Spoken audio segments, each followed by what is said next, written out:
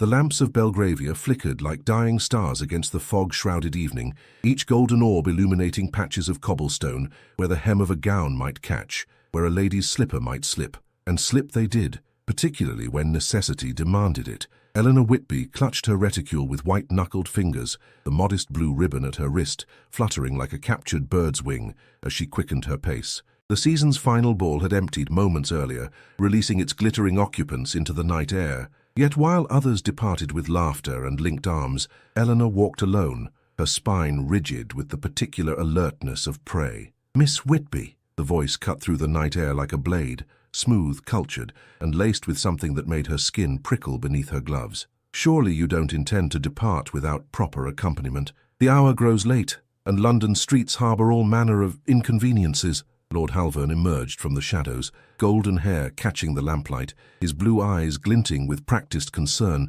that never quite reached their icy depths. 3 of his companions materialized behind him, gentlemen in name only, their cravats slightly loosened, their smiles indistinguishable from sneers. "I require no escort, my lord," Eleanor replied, her voice steady despite the flutter of her pulse. "My aunt's carriage awaits at the corner." A lie. Lady Mortimer had departed an hour prior, leaving her goddaughter to secure a hackney, an arrangement that had seemed prudent until this moment. "Come now," Halvern said, drawing closer. "We were discussing you just this evening. Your name arose in the most fascinating of contexts." His fingers brushed his waistcoat, where she knew he kept a small book bound in red leather, the notorious record of conquests and wagers that had ruined more than one young woman's prospects. Eleanor stepped backward, her throat tightening. "I have no interest in your contexts, Lord Halvern, but they have interest in you." His voice dropped lower as he closed the distance between them. "A merchant's daughter with such airs. Tell me, does your father's bankruptcy flavor your pride or merely season it?"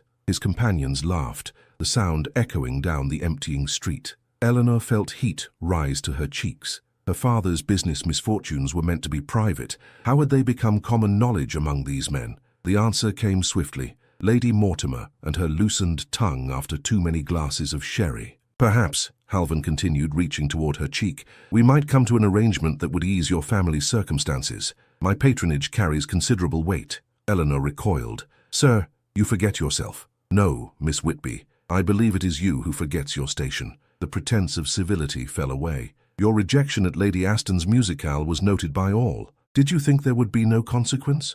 A carriage approached, grand, gleaming, with a ducal crest emblazoned on its door. The wheels slowed as it neared the small tableau on the street corner. Within that suspended moment, Eleanor made her calculation. Scandal now or ruin later. With practiced grace, she allowed her ankle to twist, her body to sway, and finally to collapse upon the pavement with a soft cry of distress. Her fall was neither too dramatic nor too subtle, a perfect simulacrum of a lady's misstep, and it placed her directly in the sightline of whoever occupied the approaching carriage. "Miss Whitby!" Halvern exclaimed, all solicitousness now that they had witnesses. He knelt beside her, his hand reaching not to help but to claim. "Allow me to—" "Step aside." The command sliced through the night air, brooking no argument. The carriage door had opened, revealing a tall figure silhouetted against the interior lamps. The Duke of Westmere descended to the street, his movements precise and controlled. Alexander Harland's reputation preceded him wherever he travelled in London, a man of ice and iron, whose financial acumen had doubled the already substantial family fortune, whose strategic mind had advised Parliament in matters of colonial policy, and whose personal life remained an impenetrable fortress of propriety. He regarded the scene with cool assessment, a young woman on the ground, 4 men surrounding her, the hour indecent, the location unsuitable. "Your Grace," Halvern began, his tone modulating to respect, tinged with unease. "A minor incident." The lady stumbled. "Indeed." The Duke's gaze shifted to Eleanor, who had managed to sit upright, her eyes downcast in the perfect picture of mortification. "Miss Whitby, Your Grace," she murmured. "Eleanor Whitby." "Miss Whitby appears in need of proper conveyance." The Duke extended a gloved hand. "I shall see to it." "Most unnecessary," Halvern interjected. "My friends and I were just departing." The Duke's voice remained level, yet something in his eyes made Halvern step back. "Unless you wish to explain your presence here to Lord Whitby directly. I believe I saw him at White's earlier this evening." Another lie. Her father hadn't set foot in a gentleman's club since the creditors began calling. Yet the threat accomplished its purpose. Halvern's face hardened, but he bowed with exaggerated courtesy. "As you wish, Your Grace." "Miss Whitby," Until our next encounter, the sound of retreating footsteps punctuated the silence that followed. The Duke's hand remained extended, an offer impossible to refuse without creating the very scene Eleanor had sought to avoid. She placed her fingers in his and rose, the blue ribbon at her wrist catching his eye for the briefest moment. "Thank you, Your Grace," she said, unable to meet his gaze directly. "My carriage awaits," he replied, "and London's streets are no place for a lady alone at this hour." The door closed behind them with the finality of a seal pressed into wax. Eleanor sat rigid on the plush seat, aware that she had exchanged one danger for another of an entirely different nature. The Duke of Westmere studied her with the assessing gaze of a man accustomed to evaluating assets and liabilities. "Where may I direct my driver to take you, Miss Whitby?" Before she could answer, a sharp knock came at the carriage window. The Duke's expression did not change, but something in his posture shifted, alert, wary. He lifted the blind. Lady Mortimer's round face peered in, her eyes widening to perfect circles at the sight of her goddaughter, seated across from the most eligible and unapproachable bachelor in London. "Eleanor, child, I have been searching everywhere." Lady Mortimer's feathered fan fluttered agitatedly, her breath coming in short bursts that suggested either exertion or high agitation. "When the Harrington carriage departed without you, I feared, but I see you have found alternative arrangements." Her gaze traveled to the Duke and her expression transformed from concern to calculation with the swift efficiency of a general assessing battlefield advantage. "Your Grace," she continued, executing a curtsy that defied her substantial proportions, "what providence that you should encounter my goddaughter in her moment of need. I am Lady Mortimer, widow to the late Sir Philip Mortimer of Derbyshire." The Duke inclined his head a precise degree. "Madam, Eleanor, you must explain how you came to be in His Grace's carriage instead of the Harrington conveyance as arranged." Lady Mortimer's voice carried the unmistakable undercurrent of a matron sensing scandal and opportunity in equal measure. Eleanor's throat constricted. The truth that she had been abandoned by her designated escort, accosted by notorious rakes, and had feigned injury to secure rescue, would create precisely the gossip she had sought to avoid. She began, but the Duke's voice, smooth as polished marble, interrupted her faltering explanation. "Miss Whitby suffered a slight mishap near Berkeley Square. My carriage was passing and I offered assistance, a matter of simple courtesy." His tone suggested the subject closed. Lady Mortimer's eyes narrowed slightly. "How fortuitous, and how very kind of Your Grace to attend to a young lady of modest connection." The pause before modest stretched like taffy, sweet yet subtly diminishing. Eleanor felt heat rise to her cheeks. Her father's mercantile background had always been a source of gentle condescension from her godmother, despite the fact that it was Mr. Whitby's generous loans that had maintained Lady Mortimer's household after Sir Philip's debts came to light. "Connections," remarked the Duke with glacial precision, "are often less illustrative of character than actions. Would you not agree, Lady Mortimer?" A moment of silence followed, during which Eleanor observed a faint flush creep up her godmother's neck. The Duke continued smoothly, "Now shall we convey you both to your residence? The hour grows late." "Oh, most kind, but—"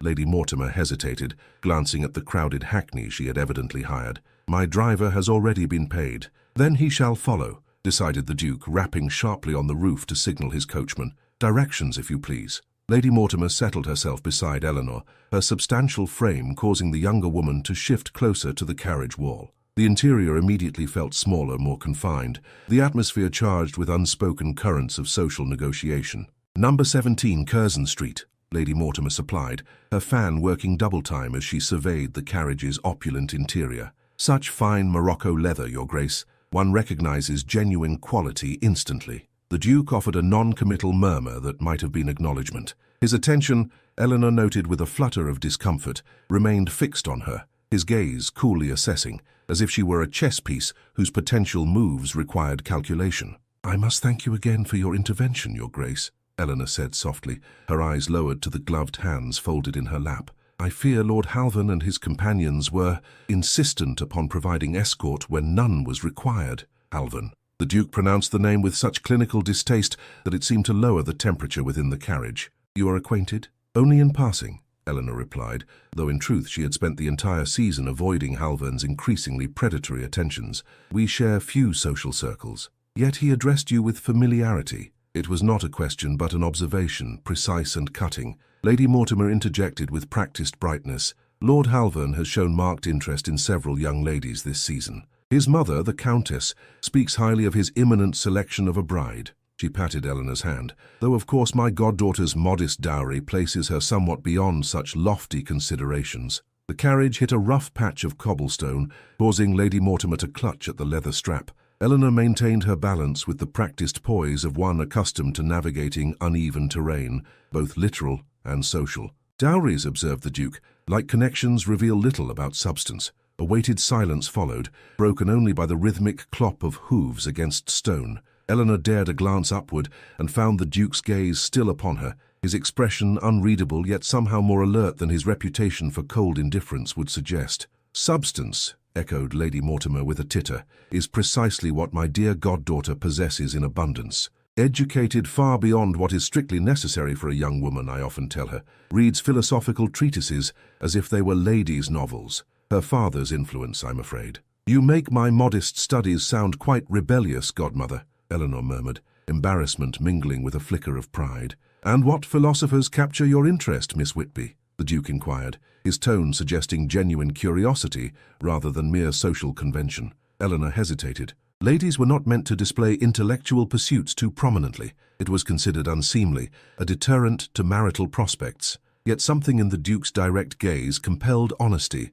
Locke and Rousseau, primarily, though recently I have found Mill's perspectives on liberty most illuminating. Lady Mortimer's fan nearly doubled its pace. "Eleanor, such serious topics are hardly appropriate for light conversation."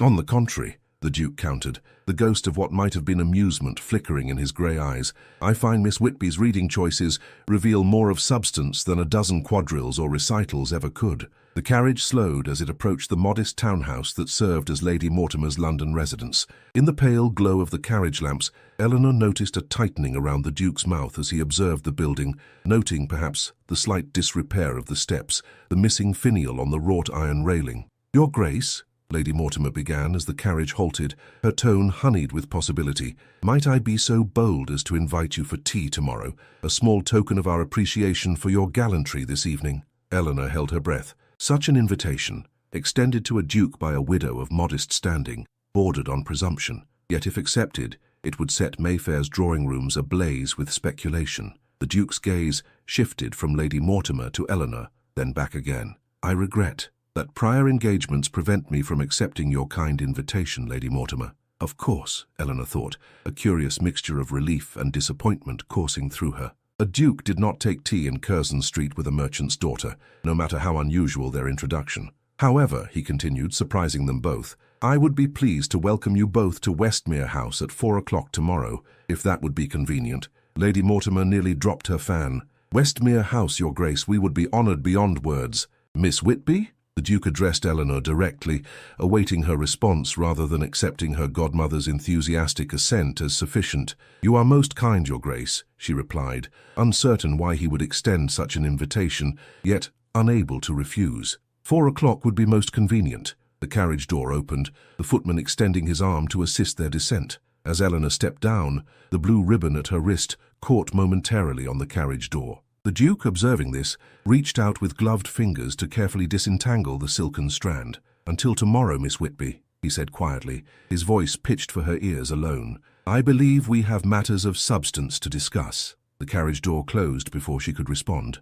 Through the window, Eleanor caught a final glimpse of the Duke's austere profile as the horses pulled away into the London night. "Well," Lady Mortimer exclaimed, clutching Eleanor's arm as they ascended the steps, "of all the extraordinary occurrences, the Duke of Westmere himself. Eleanor, you must wear your blue silk tomorrow. It brings out your eyes. And for heaven's sake, girl, do not mention philosophers or that dreadful Mill person." Eleanor nodded absently, her mind still caught in the curious moment when the Duke had freed her ribbon. His touch, though separated by gloves, had seemed to carry a current of intent that transcended mere courtesy. As they entered the foyer, a folded note awaited on the silver salver. Lady Mortimer snatched it up, breaking the seal with eager fingers. Her expression shifted from curiosity to alarm as she scanned the contents. "Oh dear," she breathed, her hand fluttering to her throat. "Eleanor, it appears your father's circumstances have deteriorated further." The note trembled in her godmother's hand, the candle's flame casting long shadows across the paper's surface, shadows that seemed to reach toward Eleanor like grasping fingers. The morning light filtered through the thinning curtains of Eleanor's bedchamber, illuminating dust motes that danced like diminutive courtiers above the faded Turkish carpet. She sat at her small writing desk, her father's letter spread before her, each line of his cramped handwriting a fresh wound upon her heart. Creditors most insistent, Halvan's interference with potential investors, banknotes called in prematurely, must consider offers of marriage, however modest. Eleanor pressed her fingertips against her closed eyelids, willing away the pressure building behind them. Tears were a luxury she could ill afford this morning. She had awoken before dawn to prepare her blue silk dress, the one Lady Mortimer insisted would bring out her eyes, steaming out wrinkles and mending a small tear in the hem, with stitches so fine they disappeared into the fabric. A soft knock preceded her godmother's entry. Lady Mortimer, already corseted and coiffed despite the early hour, surveyed the room with poorly concealed dismay. "I've brought you this," she announced, holding forth a small porcelain pot. "Rose pomade for your lips." The Duchess of Westmere, the Duke's mother, God rest her soul, was particularly fond of this shade. It suggests modesty, yet draws the eye. Eleanor accepted the pot with murmured thanks, though the idea of drawing the eye of the Duke of Westmere sent an uncomfortable flutter through her chest. Last night's charade had been born of necessity. Today's visit to Westmere House was something altogether different, a social obligation created by her deception. "Lady Mortimer," she began carefully, "I fear we may be constructing a castle upon sand. The Duke's invitation was mere courtesy after an awkward encounter. We should not attribute undue significance." "Nonsense," her godmother interrupted, bustling to the wardrobe to inspect Eleanor's modest collection of accessories. "A duke does not invite merchants' daughters to his private residence as a mere courtesy. There is intent behind it, mark my words." Her eyes narrowed as she selected a pair of gloves. "Besides, you've read your father's letter. Your circumstances grow dire. A favorable connection, even a distant one, to Westmere could change everything." Eleanor's shoulders stiffened. "I will not use the Duke's kindness to advance our financial situation." "Such pride," Lady Mortimer exclaimed, though not unkindly. "My dear, the world runs on exchange of advantage. Your youth and beauty, his wealth and title, commerce of the most ancient and respectable sort. I am not merchandise to be bartered," Eleanor replied, her voice quiet yet firm as she folded her father's letter and placed it in her desk drawer. Lady Mortimer sighed, settling her substantial frame on the edge of the narrow bed. "No, child. You are a woman in a world that offers precious few paths to security. I merely suggest you keep your eyes open to possibility." The morning passed in preparations that felt oddly ceremonial. Eleanor's hair was arranged and rearranged. Her single strand of pearls, her mother's last gift before consumption claimed her, was fastened about her neck, and the blue ribbon was tied securely around her wrist. "Must you wear that common thing?" Lady Mortimer asked with a frown. "It hardly complements your ensemble." "It was my mother's," Eleanor replied, the lie coming easily to her lips. In truth, the ribbon held no sentimental value. It was simply the least expensive way to add color to otherwise plain attire. Yet something, perhaps the way the Duke's eyes had lingered upon it last night, made her reluctant to leave it behind. By 3:30 they were settled in a borrowed carriage, Lady Mortimer having called in a favour from an elderly baroness, making their way toward Mayfair. Eleanor gazed out the window, watching London transform from the genteel shabbiness of Curzon Street to the imposing grandeur of aristocratic addresses. "Remember," Lady Mortimer instructed, "speak only when addressed directly. Comment on the architecture, the paintings, the furniture. Display appreciation without appearing covetous. And for heaven's sake, no mention of philosophers." Eleanor nodded, though her mind was occupied with a far more pressing concern: how to explain to the Duke, if the opportunity arose, that her fall had been a calculated performance rather than genuine misfortune. The deception gnawed at her conscience.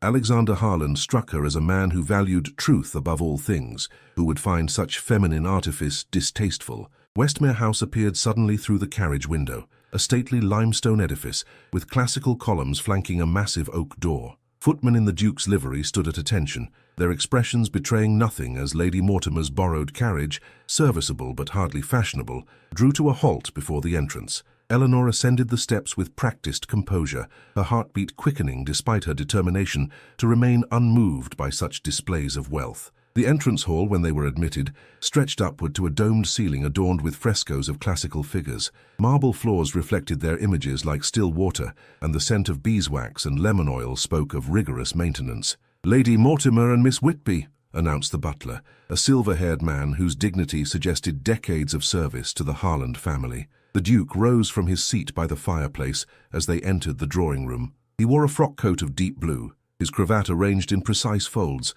the only adornment a silver pin bearing his family crest. His appearance was impeccable, yet Eleanor noted with surprise that a book lay open on the side table beside him, not displayed for show but clearly in the midst of being read. "Your Grace?" Lady Mortimer curtsied with such depth that Eleanor feared she might not rise again without assistance. "How kind of you to receive us in your magnificent home." "Lady Mortimer," the Duke acknowledged with a bow of precise depth, no more no less than protocol demanded. Then, turning to Eleanor, "Miss Whitby, I trust you have recovered from yesterday's incident." Eleanor met his gaze directly, searching for any hint of suspicion or judgment. She found none, only that same cool assessment she had noted in the carriage. "Completely, Your Grace. Your timely intervention spared me any lasting discomfort. I am gratified to hear it." He gestured toward the seating arrangement near the fireplace. "Please be seated. Tea will be served momentarily." Lady Mortimer lowered herself onto a damask-covered settee, her eyes darting about the room, cataloguing each valuable object with the efficiency of an auctioneer.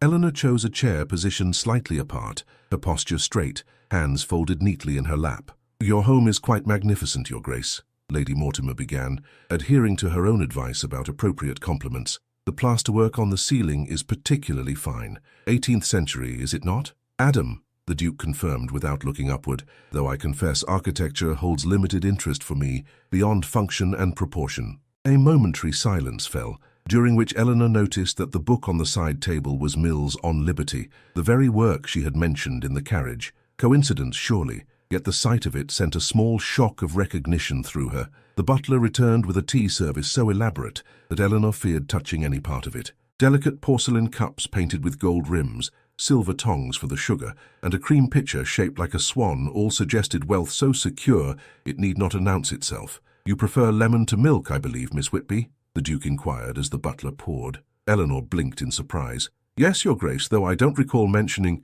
"You did not," he confirmed, a fleeting something, perhaps amusement, crossing his features. "However, I observed your preference at Lady Harrington's musical last month. You were seated near the window and declined cream twice when offered." Heat rose to Eleanor's cheeks. The idea that the Duke of Westmere, known for his aloofness in society, had observed her closely enough to note such a detail was discomforting. More unsettling still was the revelation that he had been aware of her existence long before their encounter outside Berkeley Square. "Your Grace has a remarkable memory for detail," she managed, accepting the cup with steady hands despite her inner turbulence. "In business and diplomacy, Miss Whitby, details often reveal what words conceal." The statement hung in the air between them, laden with implication. Eleanor felt a prickle of awareness travel along her spine. Did he suspect her fall had been contrived? Was this elegant tea setting merely the prelude to an accusation? Lady Mortimer, oblivious to the undercurrents, launched into a detailed account of her late husband's distant connection to the Earl of Pembroke, a tedious genealogical journey that Eleanor had endured countless times at dinner tables across London. The Duke listened with perfect courtesy, offering appropriate responses at intervals, yet Eleanor noticed his attention remained fixed elsewhere, specifically on the blue ribbon at her wrist, which she had unconsciously begun to twist between her fingers. "Lady Mortimer," he said during a momentary pause in her recitation, "I wonder if you might indulge me by examining the portrait in the gallery, my late mother's likeness, painted by Lawrence. I would value a lady's opinion on whether the restoration has altered her countenance." It was a transparent dismissal, yet delivered with such smooth assurance that Lady Mortimer rose immediately, beaming at the implied confidence in her artistic judgment. "I should be most honored, Your Grace. Lawrence, you say? I've always maintained that he captured feminine dignity better than Romney, though some might disagree." A footman materialized to escort her from the room, leaving Eleanor suddenly improperly alone with the Duke. The impropriety was minor. The door remained open, servants were within calling distance, yet the air seemed to change the moment Lady Mortimer's voice faded down the corridor.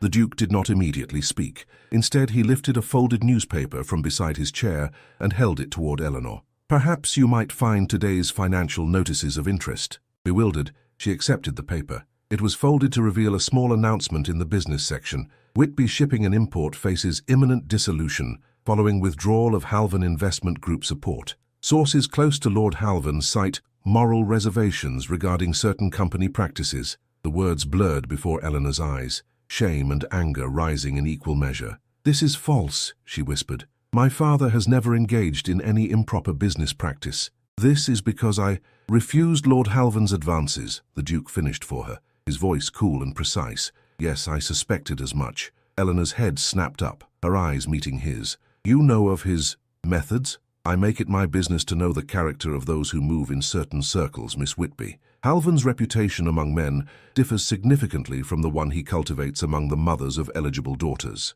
Eleanor carefully refolded the newspaper, her mind racing. Why show me this? To what purpose? Because, the Duke replied, rising to stand before the fireplace, his posture as straight as a blade. I believe we might be of use to each other, Miss Whitby. Before Eleanor could inquire as to his meaning, the drawing-room door opened fully. Lady Mortimer returned, flushed with pleasure at having been consulted on matters of art and restoration. Your mother's portrait is exquisite, Your Grace. The eyes particularly, such depth of feeling captured there. Do you have her look about the brow, if I may be so bold to observe? The Duke inclined his head in acknowledgement. The moment of private conversation closed as definitively as if a key had turned in a lock. The remainder of the visit proceeded according to the strictest dictates of propriety. Tea was consumed, polite topics discussed, the appropriate duration observed. As they prepared to depart, the Duke addressed Lady Mortimer. I would be honoured if you and Miss Whitby would attend the small gathering I am hosting this Friday evening. A musical recital,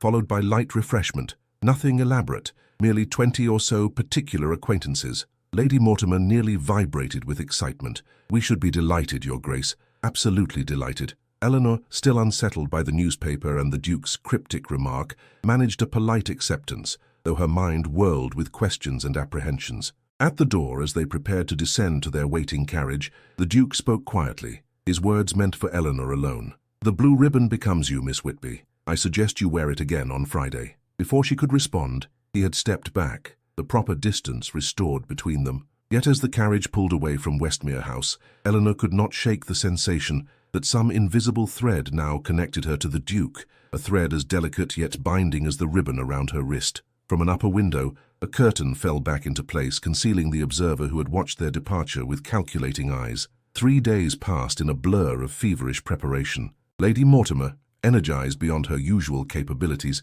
ransacked her connections for intelligence about the Duke's musical gathering. Who would attend, what level of formality to expect, whether the musicians were of note. Meanwhile, Eleanor's blue silk dress underwent further transformation, with borrowed lace carefully stitched at the collar and sleeves to refresh its appearance. The Countess of Harcourt will be there, Lady Mortimer announced, bustling into Eleanor's room with a letter clutched in her plump fingers. And Lord and Lady Pembroke. Eleanor, do you comprehend the significance? This is not merely a musical evening, it is an introduction to the highest echelon of society. Eleanor, who sat mending a small tear in her evening gloves, glanced up briefly. I comprehend that we are being shown peculiar favour, godmother. What I cannot fathom is why. Lady Mortimer waved away the question as if dispersing smoke. Why question Providence? A duke's attention is not to be analysed but graciously accepted. She lowered her voice conspiratorially. Besides, there are whispers that his grace seeks to marry before year's end. His estates require an heir,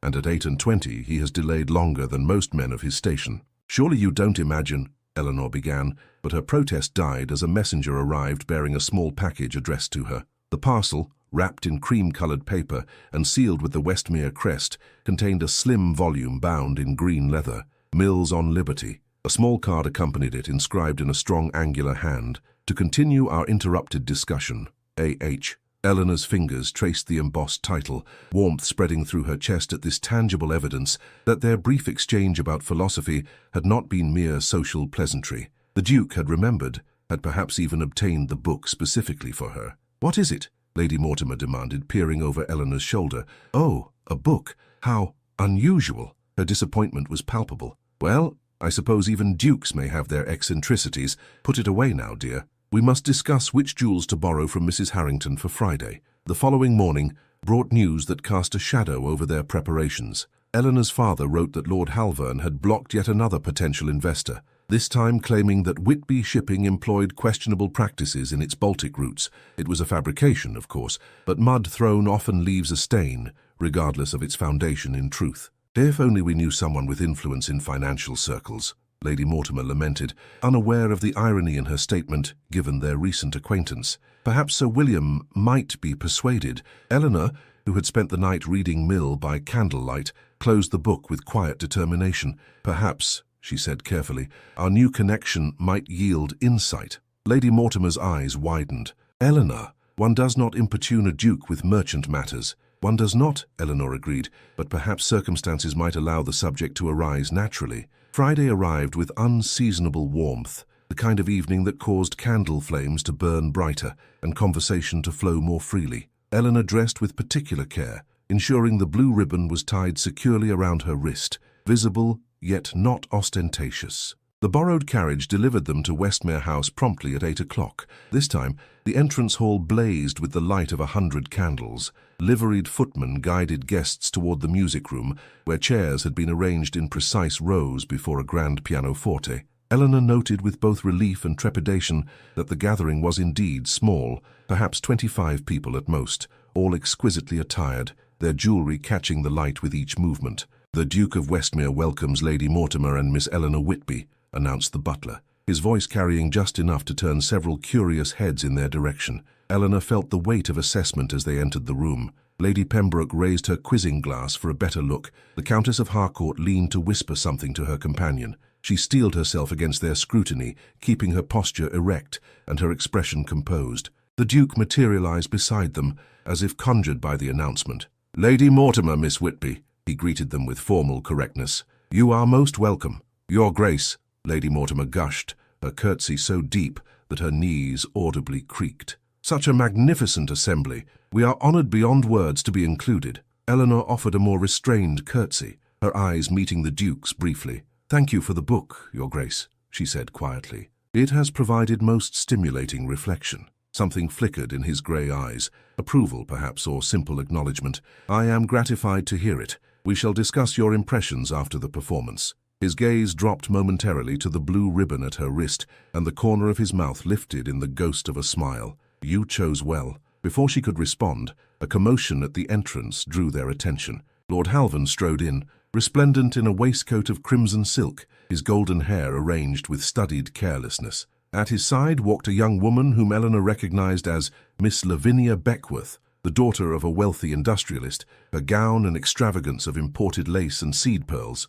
"Ah," murmured the Duke, his expression cooling perceptibly. "It appears an uninvited guest has arrived. If you will excuse me." He moved toward the entrance with measured steps, intercepting Halvan before he could progress further into the room. Their exchange, though conducted in lowered voices, carried enough tension that nearby conversations faltered. "Did not recall sending an invitation, Lord Halvan." "A simple oversight, I'm sure," Halvan replied, his smile bright yet brittle. "Lady Beckworth mentioned the gathering, and naturally, as a patron of the arts, how curious that Lady Beckworth should mention it, as she herself was not invited." The Duke's tone remained even, yet something in his posture suggested immovable resistance. "Perhaps another evening would be more suitable for your patronage." A flush crept up Halvan's neck, staining his fair complexion with anger. "Come now, Westmere. Surely there's room for old-school friends. Or has your recent interest in merchant affairs clouded your recollection of proper society?" His gaze slid meaningfully toward Eleanor, who felt the weight of every eye in the room suddenly upon her.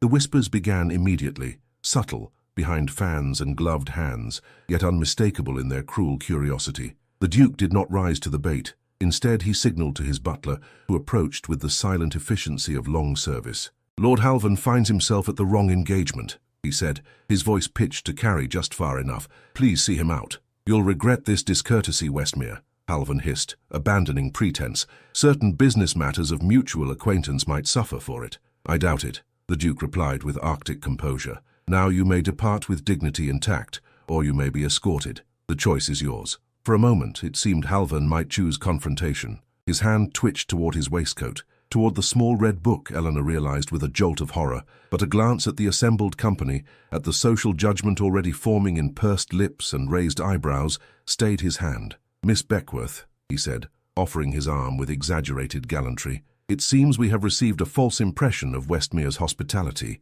Shall we seek more congenial company?" The young woman, mortified by the scene, allowed herself to be led away, though her complexion suggested she might faint from embarrassment at any moment. The doors closed behind them with quiet finality, and a collective breath seemed to release throughout the room. The Duke turned to the assembled company, his expression betraying nothing of the confrontation. "I believe our musicians are prepared to begin." Shall we take our seats? The performance, a string quartet playing Schubert, proceeded without further incident, though Eleanor found it impossible to focus on the music. The Duke's public rebuke of Halvern, his deliberate alignment with her against a man of title and connection, represented a social statement so bold it defied conventional interpretation. When the final notes faded and polite applause filled the room, Eleanor felt rather than saw Lady Mortimer lean close. "Do you see how he defended your honor?" her godmother whispered excitedly. "Oh, my dear, this exceeds my most hopeful expectations." Eleanor had no opportunity to respond, but the Duke himself approached, offering his arm with formal correctness. "Miss Whitby, might I show you the painting we discussed earlier? It hangs in the adjoining gallery." No such discussion had occurred, of course, yet refusing would create more gossip than accepting. Eleanor placed her fingers lightly upon his sleeve, acutely aware of the eyes that followed their progress from the music room. The gallery, when they entered it, was empty of guests, but filled with ancestral portraits, stern-faced men, and serene women in the attire of previous centuries, all bearing some resemblance to the man beside her. "I apologize for the theatrics," the Duke said, when they were beyond immediate earshot of the other guests. "But I wish to speak with you privately about a matter of some urgency." "Concerning Lord Halvern," Eleanor surmised, her voice steady despite the fluttering of her pulse. "Yes." The Duke's expression hardened. "I have learned that he intends to publish certain insinuations about your father's business practices in tomorrow's financial papers. Allegations that, while baseless, could cause irreparable damage." Eleanor's breath caught. "Can nothing be done to prevent it?" "That," said the Duke, his grey eyes intent upon her face, "depends on how much you are willing to risk, Miss Whitby." Before she could inquire as to his meaning, the gallery door opened. Lady Mortimer entered, her face a study in conflicting emotions, propriety warring with the desire not to interrupt what might be a significant exchange. "Ah, there you are," she exclaimed with forced brightness. "The Countess was just asking about you, Eleanor dear. Something about your lovely ribbon." The moment shattered like fine crystal dropped upon marble. The Duke's expression resumed its usual mask of polite detachment, yet his parting words, spoken quietly as they rejoined the gathering, settled in Eleanor's mind like a stone tossed into still water. "Consider carefully, Miss Whitby. By this time tomorrow, certain decisions must be made." As they departed Westmere House later that evening, a note was pressed into Eleanor's hand by a footman. The message, written in that same strong angular script, contained just 5 words: "The Fall, Berkeley Square,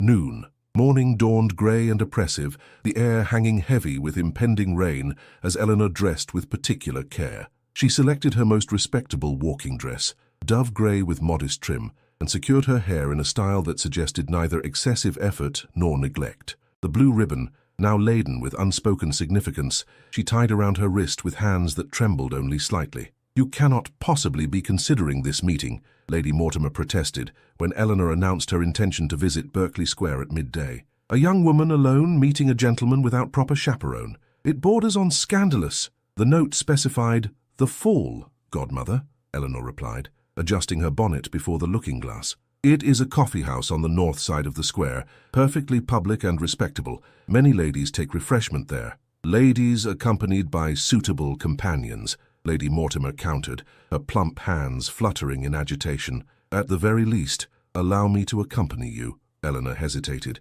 The Duke's message had implied discretion, yet appearing entirely alone might indeed provoke unnecessary gossip. "Very well," she conceded, "but I ask that you allow us some privacy for conversation. The matter concerns my father's business affairs." Lady Mortimer's expression shifted from concern to calculation. "Business affairs? Eleanor, surely you don't intend to importune His Grace with merchant matters. It would be the height of impropriety. More improper than allowing my father to be ruined by false allegations," Eleanor countered, a rare edge entering her voice. "I believe the Duke himself introduced the subject, godmother. I merely respond to his initiative." The carriage deposited them at Berkeley Square precisely at noon. The Fall proved to be an elegant establishment with large windows overlooking the square's central garden, its interior appointed with comfortable chairs and small tables set discreetly apart. A handful of patrons, mostly gentlemen perusing newspapers or engaged in quiet conversation, occupied perhaps a third of the available space. The Duke was already present, seated at a table toward the rear, a cup of coffee and an untouched plate of biscuits before him. He rose as they approached, his expression betraying nothing of his thoughts as he executed a precise bow. "Lady Mortimer, Miss Whitby, I am gratified by your punctuality." "Your Grace," Lady Mortimer responded, her curtsy hindered somewhat by the confines between tables. "Such an unexpected pleasure to encounter you here. Eleanor and I often take refreshment at this establishment, do we not, dear?" The lie was transparent. They had never set foot in the Fall before today,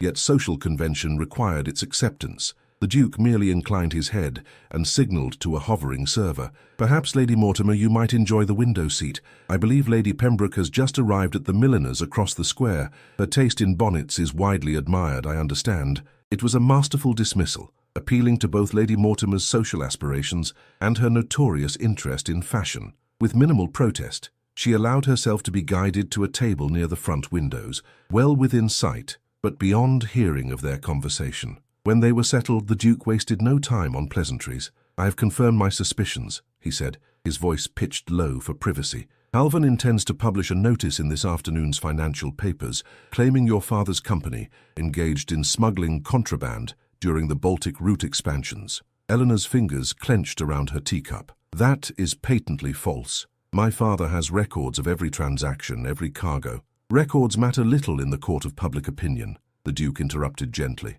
"Once printed, such allegations taint a reputation, regardless of subsequent disproof." "Then we are already ruined," Eleanor concluded, her voice steady despite the despair that threatened to engulf her. "Not necessarily." The Duke studied her with that same assessing gaze she had noted during their first meeting. "I have a proposition that might resolve the immediate crisis, though it carries certain social implications." Eleanor met his gaze directly. "I am listening." "I propose a public association between your father's company and my own financial interests," he stated, each word precise and measured. "Specifically, I would announce the acquisition of a controlling interest in Whitby Shipping, effective immediately." The proposition hung in the air between them, its implications unfurling like smoke. Such an arrangement would indeed shield her father from Halvan's attacks. Few would dare question a business under the Duke's protection. Yet it would also place her family in a position of direct obligation to him, a circumstance that carried its own set of complications.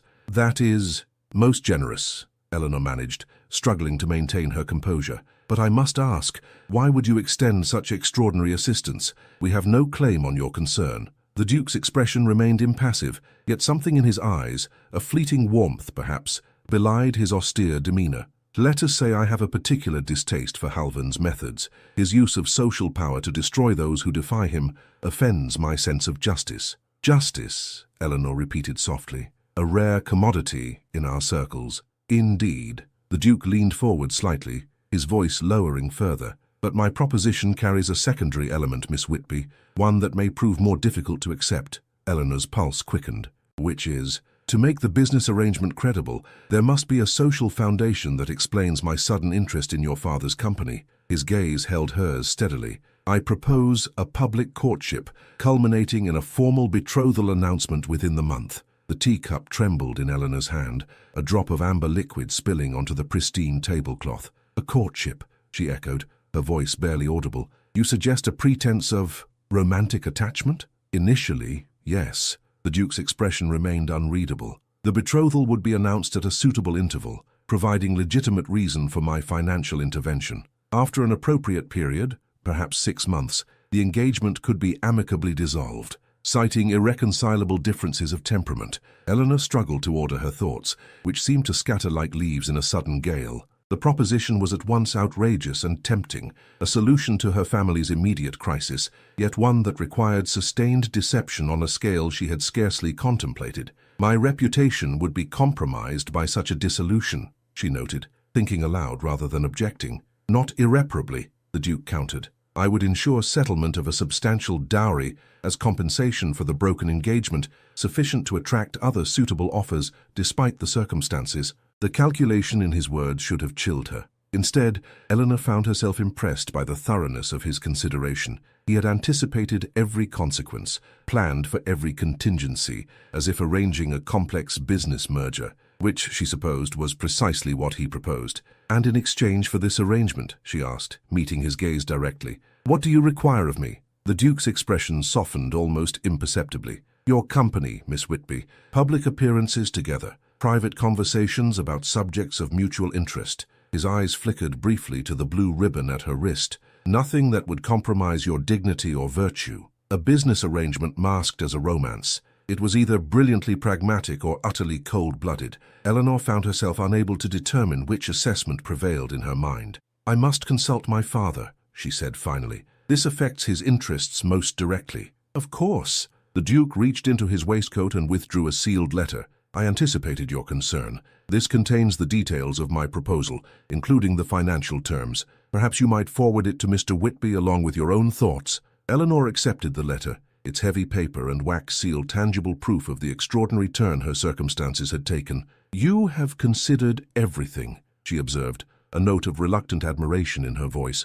"Not quite everything," the Duke replied, and for the first time since their acquaintance began, a genuine smile, brief but transformative, crossed his features. "I have not considered whether you might find my company tolerable for the duration required. That risk, I fear, falls entirely to you." The unexpected warmth in his tone caught Eleanor off guard. She had prepared herself for cold negotiation, for the dispassionate exchange of advantage that Lady Mortimer had described as the foundation of aristocratic marriages. This hint of humour, of self-awareness, suggested depths she had not anticipated. "I believe I would find your company most educational, Your Grace," she replied, allowing a small smile to answer his own. "Though I warn you, I'm prone to strong opinions on philosophical matters." "So I have observed." The Duke glanced meaningfully toward the Mill volume, which Eleanor had brought with her, its green binding visible within her reticule. "Your marginalia suggests a mind of considerable rigor." Heat rushed to Eleanor's cheeks.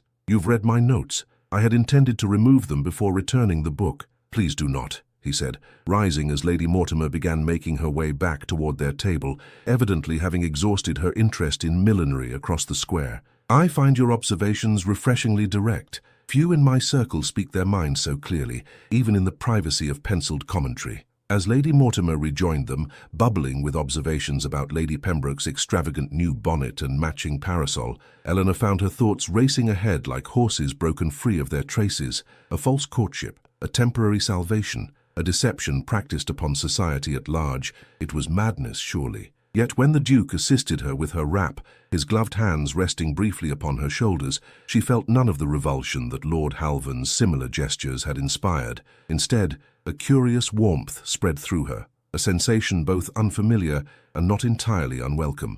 "Until tomorrow evening, then," the Duke said as they prepared to depart. "The opera, I believe. I shall send my carriage at 7. Lady Mortimer's eyes widened to perfect circles. "The opera? With your escort, Your Grace, how tremendously—" "Convenient," Eleanor interjected smoothly, "as we had planned to attend regardless. Your offer of transportation is most considerate." The Duke's expression betrayed nothing, though Eleanor thought she detected a glimmer of approval in his grey eyes. "Until tomorrow, then, Miss Whitby." As they departed the Fall, Eleanor was acutely conscious of the sealed letter in her reticule, its weight seemingly disproportionate to its physical dimensions. By the time they reached Curzon Street, her decision was made, though she scarcely dared acknowledge it even to herself. That evening she penned 2 letters, one to her father, enclosing the Duke's proposal with her own cautious endorsement, and another directly to the Duke himself. The second letter, brief yet meticulously composed, contained a single sentence. "I find your terms acceptable,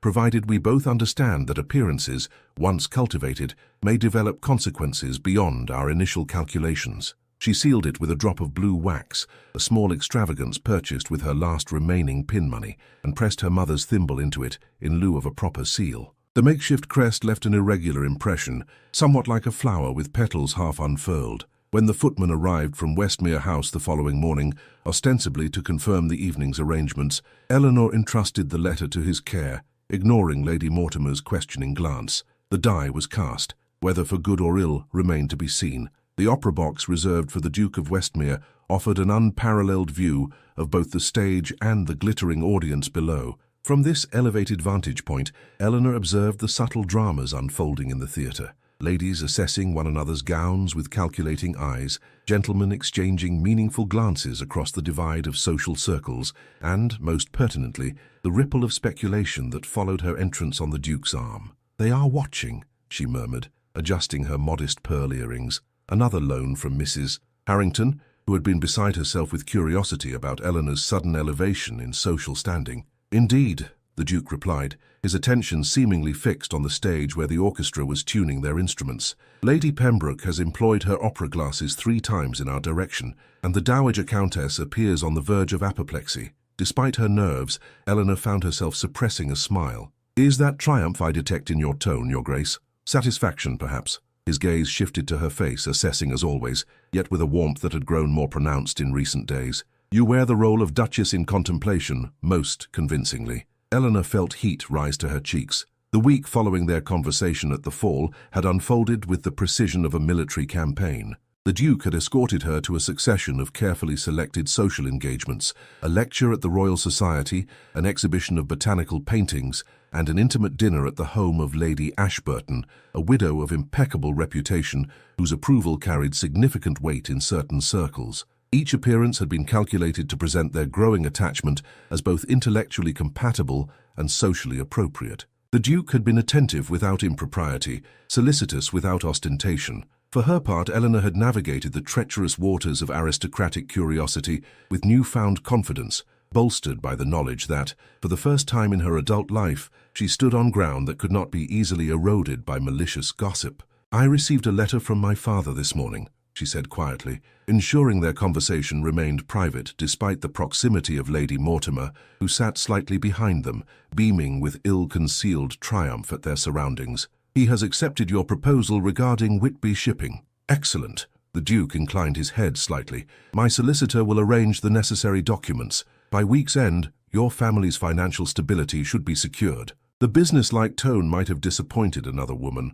one who had perhaps begun to believe in the courtship they presented to society. Eleanor, however, found comfort in this reminder of their arrangement's true nature. It prevented dangerous flights of imagination, kept her firmly anchored to reality despite the intoxicating circumstances. I am grateful, she said simply, her fingers absently touching the blue ribbon at her wrist, now a fixture of her attire, noted and commented upon by observant society matrons. Your gratitude is unnecessary, Miss Whitby. The Duke's gaze lingered on the ribbon. We enter a mutually advantageous arrangement, nothing more. Yet even as he spoke these cooling words, his hand moved to cover hers where it rested on the balustrade of the box, a gesture visible to the curious eyes below, intimate enough to fuel speculation, yet proper enough to avoid scandal. The performance began. Donizetti's Lucia di Lammermoor, a tragic tale of love destroyed by familial interference and social ambition. Eleanor found herself drawn into the music, despite her preoccupation, the soaring arias speaking to emotions she scarcely dared acknowledge. During the interval, the Duke excused himself briefly to speak with an acquaintance, leaving Eleanor and Lady Mortimer alone in the box. Her godmother immediately leaned forward, her voice a barely controlled whisper of excitement. My dear, you have managed beyond my wildest expectations. The way he looks at you, so possessive, so attentive. The Countess of Harcourt stopped me specifically to inquire about your background. The Countess, Eleanor. Please, godmother, Eleanor murmured, discomfited by this assessment of their carefully choreographed interactions. Nothing is certain yet. Nonsense. Anyone with eyes can see the Duke is thoroughly captivated. Why, he barely takes his gaze from your face when you speak. Even at Lady Ashburton's dinner, She fell abruptly silent as the box door opened, admitting not the Duke but Lord Halvan, his golden hair gleaming in the lamplight, his expression a study in false congeniality. Miss Whitby, he said, executing a bow of precise depth, neither too respectful nor too dismissive.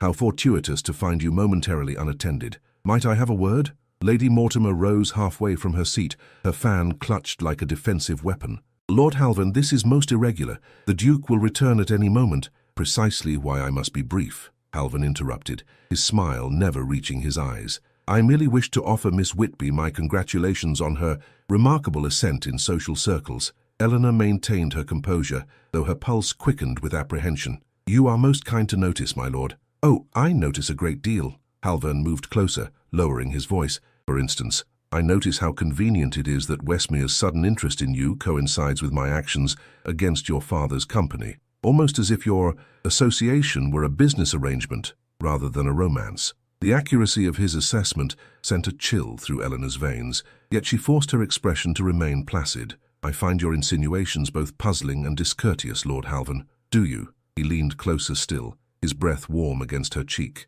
Then allow me to be perfectly clear. Your little charade with the Duke, this pretense of courtship, will end in your humiliation.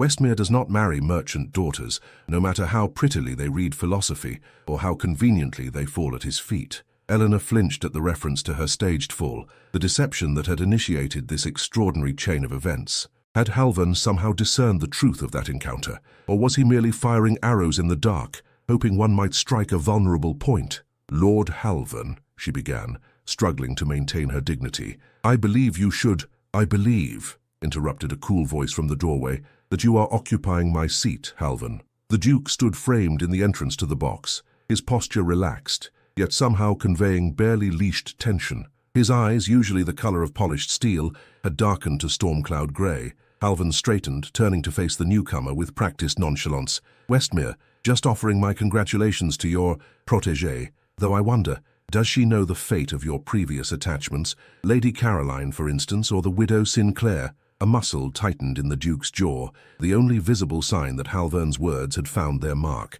"Your concern is noted but unnecessary. Now I suggest you return to your own party before your absence becomes worthy of comment." "Of course." Halvan executed another precise bow, this one directed at Eleanor. "Miss Whitby, a final observation. When Westmere tires of you, and he will, remember that other arrangements remain possible. I am not without flexibility in my expectations." The implication hung in the air like poisonous smoke as he departed, closing the box door with exaggerated care behind him. An uncomfortable silence descended. Lady Mortimer, visibly shaken by the encounter, fumbled for her smelling salts. "The audacity! To suggest! To imply! Oh, I feel quite faint." "Perhaps some air would be beneficial, Lady Mortimer," the Duke suggested, his tone gentle despite the lingering tension in his posture. "Might I suggest the promenade? The second act will not begin for several minutes." It was a considerate dismissal, providing both privacy for their conversation and an opportunity for Lady Mortimer to recover her composure.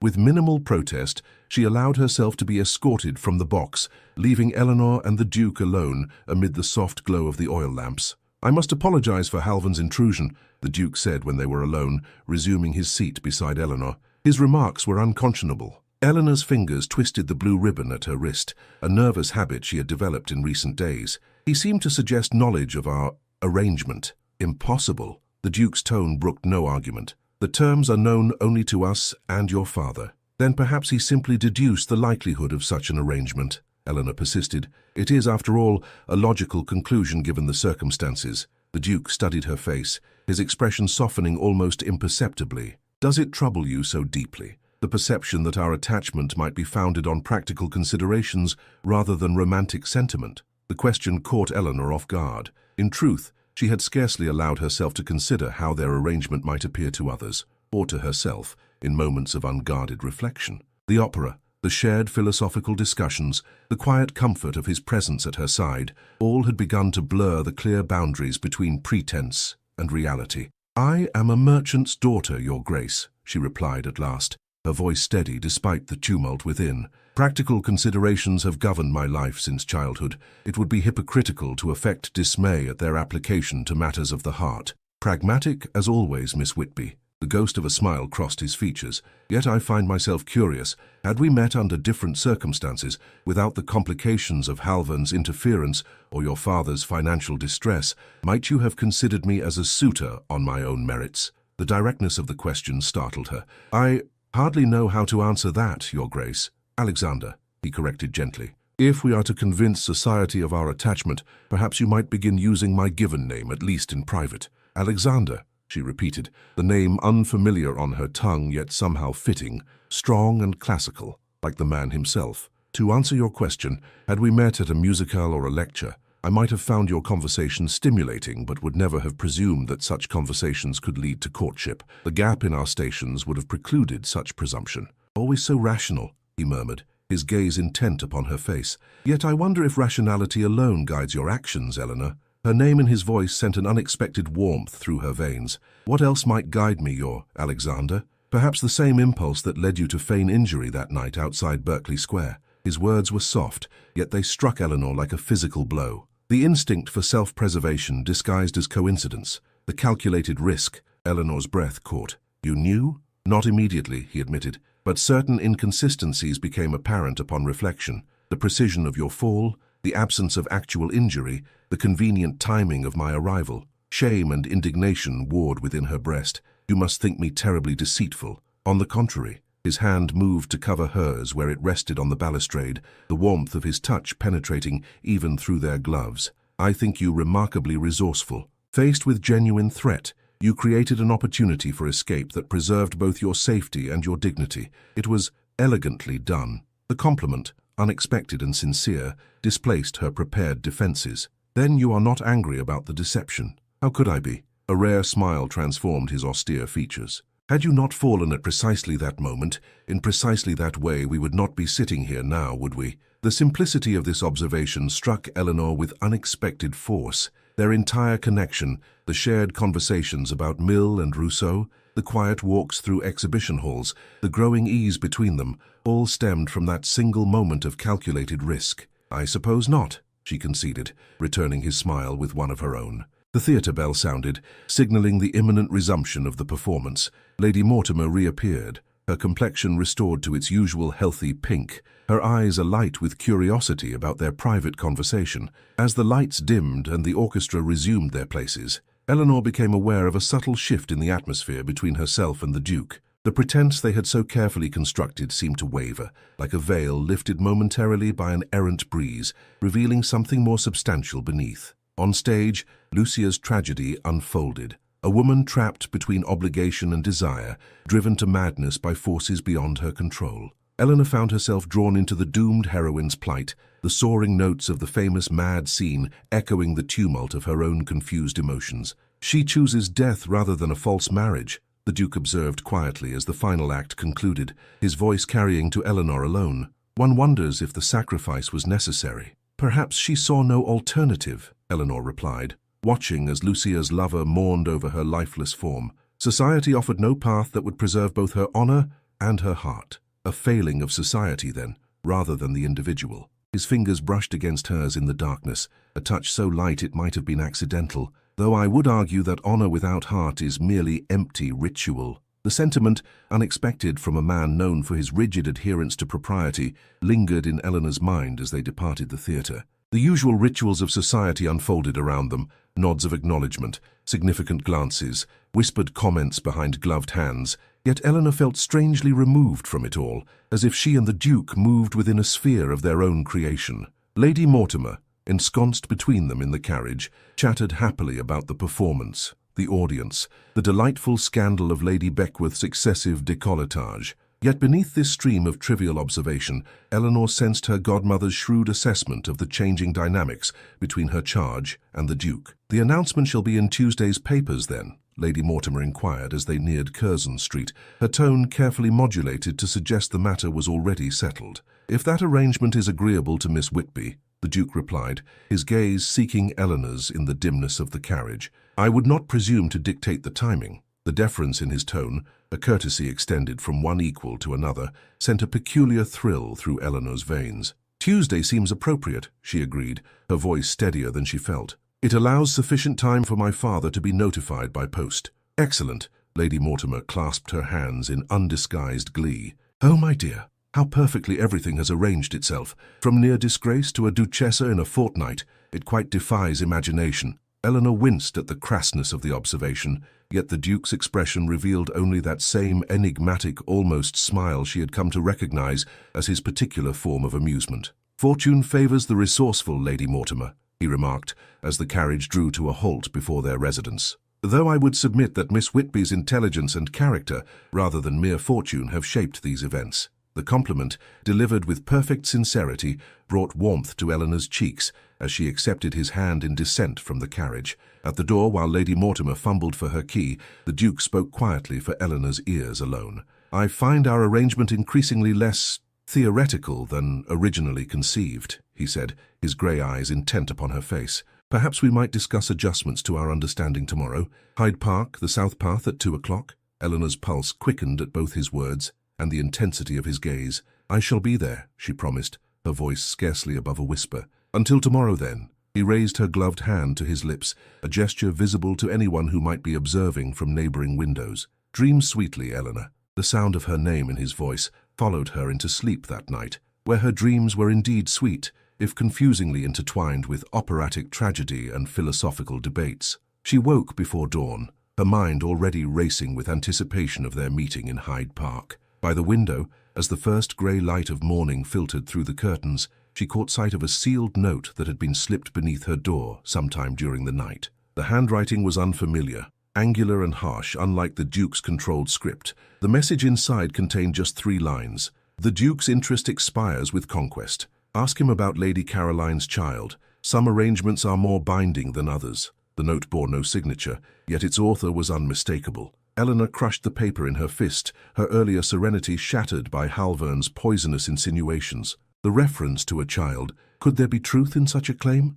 Had the Duke concealed a previous connection, perhaps even an illegitimate offspring? She paced her small chamber as dawn brightened to full morning, torn between indignation at Halvern's interference and growing uncertainty about the man she had agreed to publicly align herself with. By noon, she had composed and discarded a dozen approaches to the subject, none seeming adequate to address such a delicate matter. As the clock struck 1, Eleanor dressed for her appointment in Hyde Park, securing the blue ribbon around her wrist with fingers that trembled slightly. Whatever truth lay behind Halvern's note, she would face it directly, with the same courage that had propelled her through every crisis thus far. The ribbon secured, she glanced at her reflection one final time. A young woman poised between safety and risk, practicality and feeling, pretense and truth. The park awaited, and with it revelations that would determine not merely her financial security, but the very course of her heart. Hyde Park in early afternoon presented a tableau of leisure and display. Elegant carriages processed along Rotten Row, ladies twirled parasols from beneath fashionable bonnets, and gentlemen on horseback exhibited their horsemanship with varying degrees of success. Against this backdrop of deliberate idleness, Eleanor walked with measured steps along the south path, her thoughts churning like storm clouds. The Duke awaited her on a bench partially screened by ornamental shrubbery, a location offering both propriety, being in full public view, and privacy, allowing conversation beyond immediate earshot. He rose as she approached, his expression warming visibly at the sight of her. "Eleanor," he greeted her, using her given name with a naturalness that suggested habitual practice rather than recent permission. "You look troubled."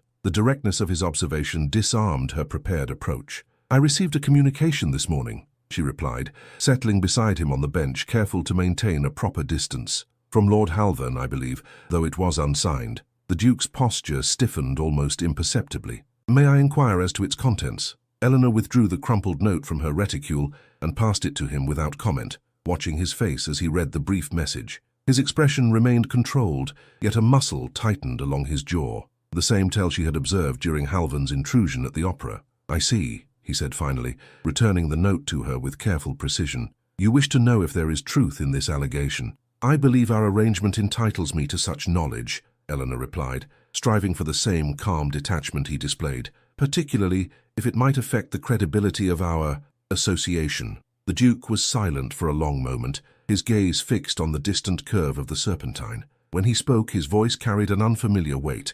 "Lady Caroline Ashton was the daughter of my father's closest friend. We were informally betrothed from childhood, an arrangement of family convenience rather than personal inclination." He paused, choosing his next words with evident care. "Before the formal announcement, she formed an attachment to another man, a cavalry officer without fortune or title. When she found herself with child, she turned to me for assistance." Eleanor's breath caught. "Did you?" "I arranged a cottage in Dorset, a modest income, and absolute discretion." His profile remained stoic, yet something in his voice softened. "She died in childbirth. The officer, unwilling to acknowledge the child, returned to his regiment. I have provided for the boy's care and education since." "You claimed him as your own?" Eleanor asked, struggling to reconcile this act of extraordinary generosity with the Duke's reputation for cold pragmatism. "No, that would have been a lie, and the boy deserves better than a foundation built on falsehood." He turned to face her directly. "He bears his mother's surname and knows me as a distant relation.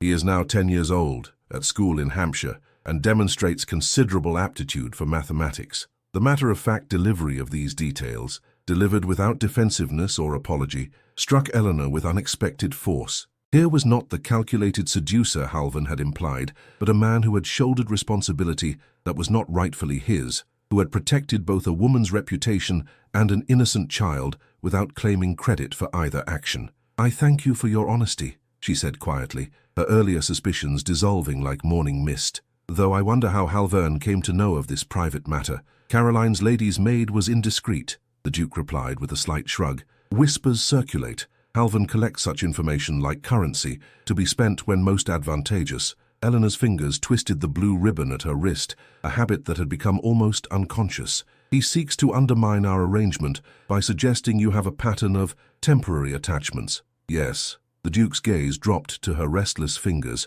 then lifted to her face. Yet his strategy reveals a fundamental misunderstanding of our situation. How so? He assumes our arrangement is purely transactional, that you are merely another in a succession of convenient associations. A smile, small but genuine, softened his austere features. He fails to recognize that circumstances change, as do intentions. The implication in his words sent warmth spreading through Eleanor's chest, despite the cool spring air. Are you suggesting our understanding requires revision? I believe it warrants discussion. The Duke gestured toward the path ahead. Shall we walk? Public promenading offers a curious blend of observation and privacy. They fell into step along the gravelled pathway, maintaining a proper distance, yet somehow creating an intimate sphere that excluded the fashionable world around them. Eleanor found herself acutely aware of his presence beside her, the precise rhythm of his stride, the subtle scent of sandalwood and starched linen, the occasional brush of his coat sleeve against her arm when the path narrowed. I have been reflecting on our original arrangement, he began after they had walked in companionable silence for several minutes. The terms we established were rational, pragmatic, and limited in scope. A temporary alliance of mutual benefit, dissolving when its usefulness expired. Yes, Eleanor agreed, her pulse quickening despite her outward composure. Those were the terms. I find myself... The Duke paused, seeming to search for precise wording. I find myself disinclined to adhere to that timetable, or indeed to the concept of dissolution at all. Eleanor halted mid-step, turning to face him directly. I'm not certain I understand your meaning. His grey eyes held hers with steady intensity. I believe you do, Eleanor. Our charade has developed substance beyond my anticipation. What began as strategy has evolved into preference, decided preference. The admission, delivered with characteristic restraint yet unmistakable in its implications, left Eleanor momentarily speechless. She had prepared herself for businesslike adjustments to their arrangement, extensions of timeline, perhaps, or modifications to the public narrative of their attachment. This suggestion of genuine sentiment exceeded all calculation. Your silence is not encouraging, the Duke observed, the faintest hint of uncertainty crossing his features. Eleanor gathered her thoughts, conscious that her response would alter the course set before them. I wrote to you, if you recall, that appearances once cultivated might develop consequences beyond our initial calculations. I remember precisely. A spark of something like hope brightened his gaze. This is such a consequence, is it not? The line between pretense and truth blurring until distinction becomes impossible. Not impossible, he countered gently, merely unnecessary. The distinction matters only if we choose to enforce it. A passing carriage drew momentarily close, forcing them to pause their conversation as acquaintances nodded greeting. Eleanor acknowledged Lady Beckworth with a polite smile, acutely aware of the scrutiny directed at her from beneath a feather-laden bonnet.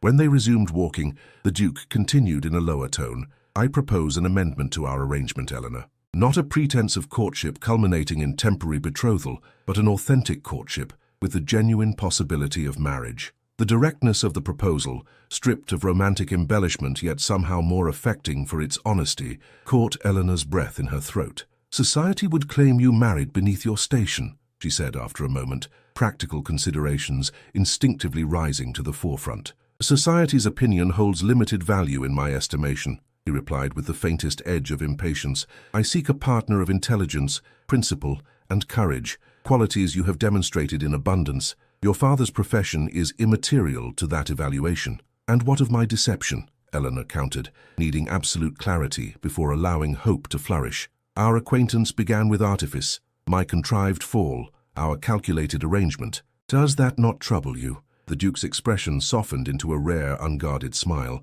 On the contrary, your resourcefulness that night revealed more of your true character than a dozen conventional introductions ever could. You protected yourself with intelligence rather than surrendering to circumstance. I admired that then, as I admire it now. They had reached a secluded turning of the path where an ancient oak provided both shade and a measure of seclusion. The Duke guided her to a stone bench beneath its spreading branches, his movements unhurried yet purposeful. "I do not ask for an immediate answer," he said as they sat, a careful distance still maintained between them. "Our original arrangement remains valid regardless of your response to this amendment.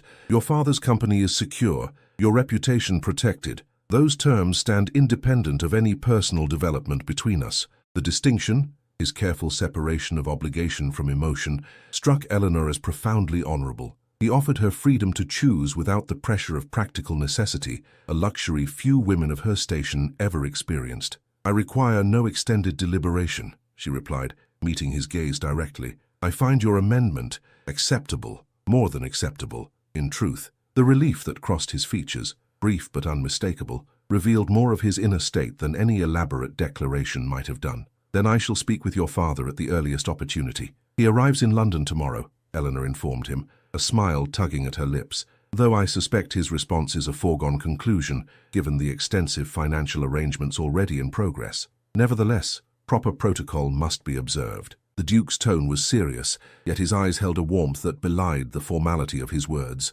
particularly as we transition from pretense to authentic intention. A comfortable silence settled between them, broken only by the distant sounds of carriage wheels and conversational fragments from other park visitors. Eleanor found herself studying his profile, the strong line of his jaw, the slight furrow between his brows that spoke of habitual concentration, the unexpected softness around his mouth when he smiled. "There is one matter we have not addressed," she said finally, her fingers moving to the blue ribbon at her wrist. "Lord Halvan, he will not simply accept defeat, I think." "No," the Duke agreed, his expression hardening. "Halvan collects slights like precious stones, polishing his grievances until they gleam with malice. He will attempt retaliation. Against my father's business? Against you, more likely." The Duke's voice carried an edge of steel. "Your rejection wounded his pride. Your subsequent elevation under my protection has transformed that wound to festering resentment. He will seek to undermine your position,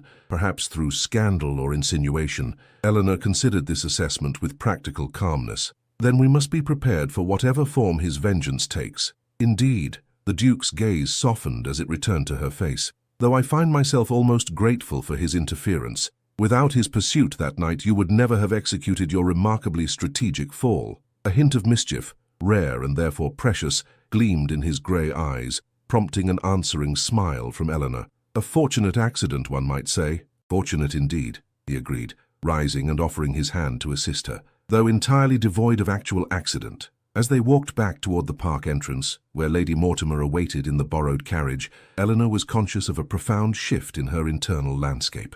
What had begun as desperate improvisation had evolved into deliberate choice, the charade falling away to reveal something infinitely more valuable beneath. The announcement in Tuesday's papers would now reflect truth rather than calculated fiction. The thought brought unexpected lightness to her steps as they rejoined the fashionable promenade, her hand resting with new confidence upon the Duke's arm. From a distant bench, partially concealed behind an ornamental hedge, Lord Halvan observed their progress with narrowed eyes, his fingers absently caressing the small red book tucked within his waistcoat. The morning edition of The Times arrived at Lady Mortimer's Curzon Street residence with the customary thud of paper against doorstep.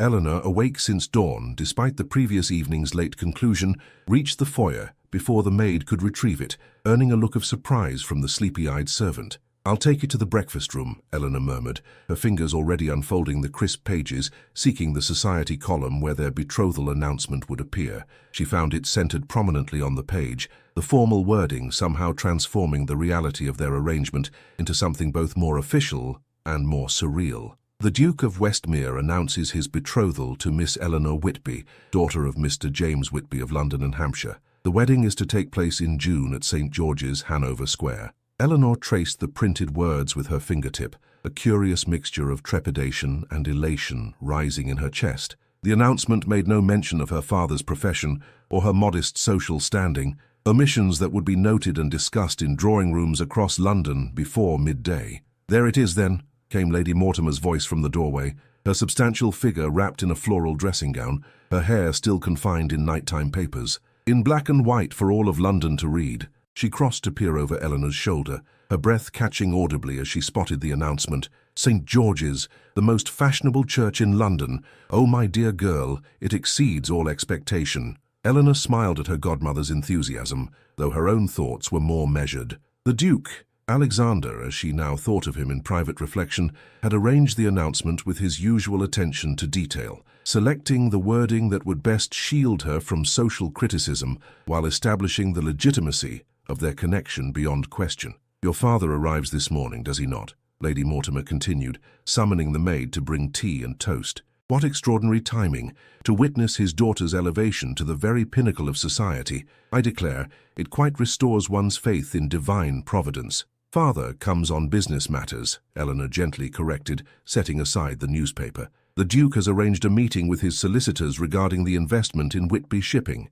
"Business matters," Lady Mortimer waved a dismissive hand. "As if such trifles could compete with a ducal wedding. You must wear your blue silk when he arrives. The Duke clearly favors you in it." Eleanor acquiesced with a nod, having learned that direct opposition to her godmother's sartorial directives inevitably resulted in prolonged debate. In truth, she had already selected the blue silk, knowing it would please both her father and the Duke, a practical decision that required no romantic justification. The morning passed in a flurry of activity. Lady Mortimer dispatched notes to her entire social circle, arranging impromptu calls where she might casually display the newspaper announcement. The parlour was thoroughly cleaned, fresh flowers were arranged in every available vase, and the best tea service, usually reserved for Christmas visitors, was brought out and polished to gleaming perfection. Shortly before noon, a carriage bearing the Whitby shipping insignia arrived before the house. Eleanor rushed to the door, propriety momentarily forgotten in her eagerness to embrace her father after months of separation. James Whitby descended from the carriage with the careful movements of a man whose joints protested such exertion. At 58, his once robust frame had begun to yield to the pressures of business anxiety and advancing age. His hair, previously brown, streaked with grey, now showed more silver than colour, and new lines etched the corners of his kind eyes. "Father!" Eleanor embraced him without reservation, breathing in the familiar scent of pipe tobacco and sea charts that had defined her childhood.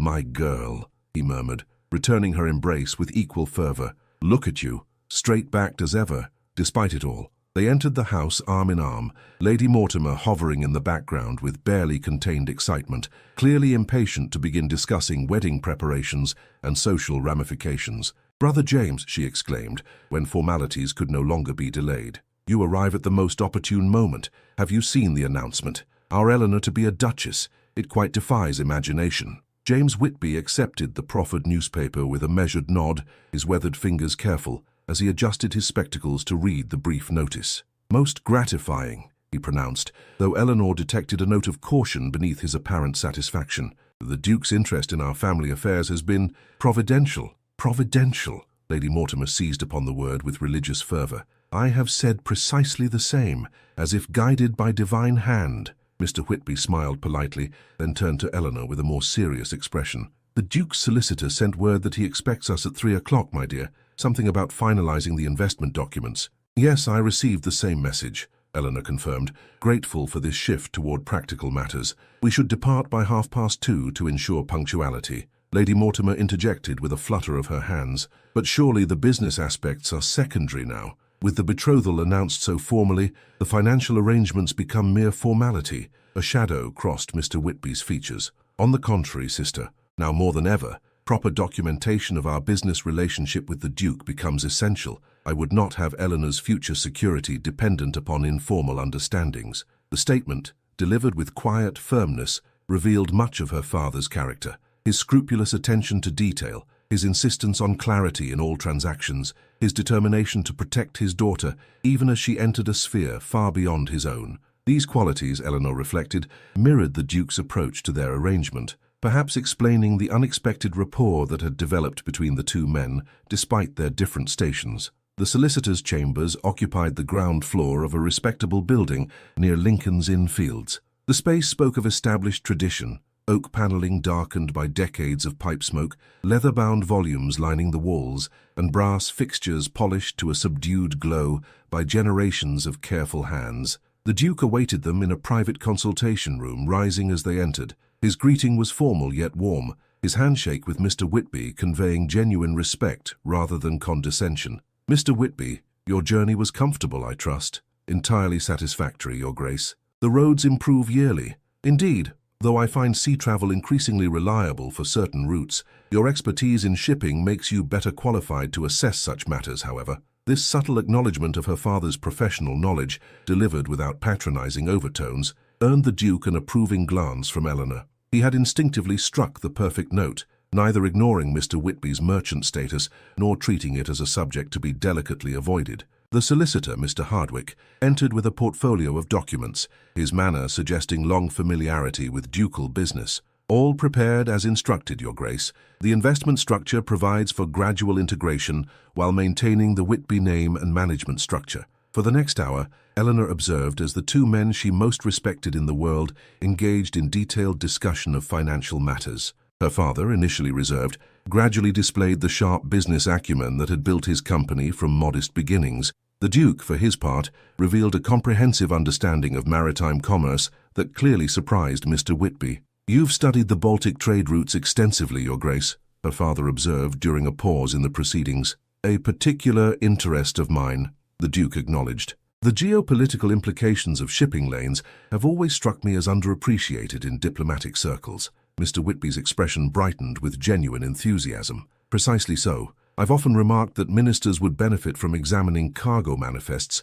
rather than merely diplomatic dispatches." The Duke smiled, a real smile that transformed his austere features. "We must continue this discussion at greater length, perhaps over dinner at Westmere House. I have maps from the Admiralty that might interest you." Eleanor watched this exchange with quiet satisfaction. The two men were finding common ground, not in their connection to her, but in shared intellectual interests, a foundation far more substantial than mere social or financial alliance. As the final documents were signed and sealed, Mr. Hardwick cleared his throat with professional discretion. "There remains the matter of the marriage settlement, Your Grace. Given the announcement in today's papers—" "Indeed." The Duke turned to Mr. Whitby with characteristic directness. "Sir, with your permission, I would like to discuss the settlement terms privately with you and Eleanor. Mr. Hardwick can prepare the appropriate documents based on our conclusions." Her father nodded, though Eleanor detected a certain tension in his posture, the natural concern of a man about to negotiate his daughter's financial future with one of the wealthiest peers in England.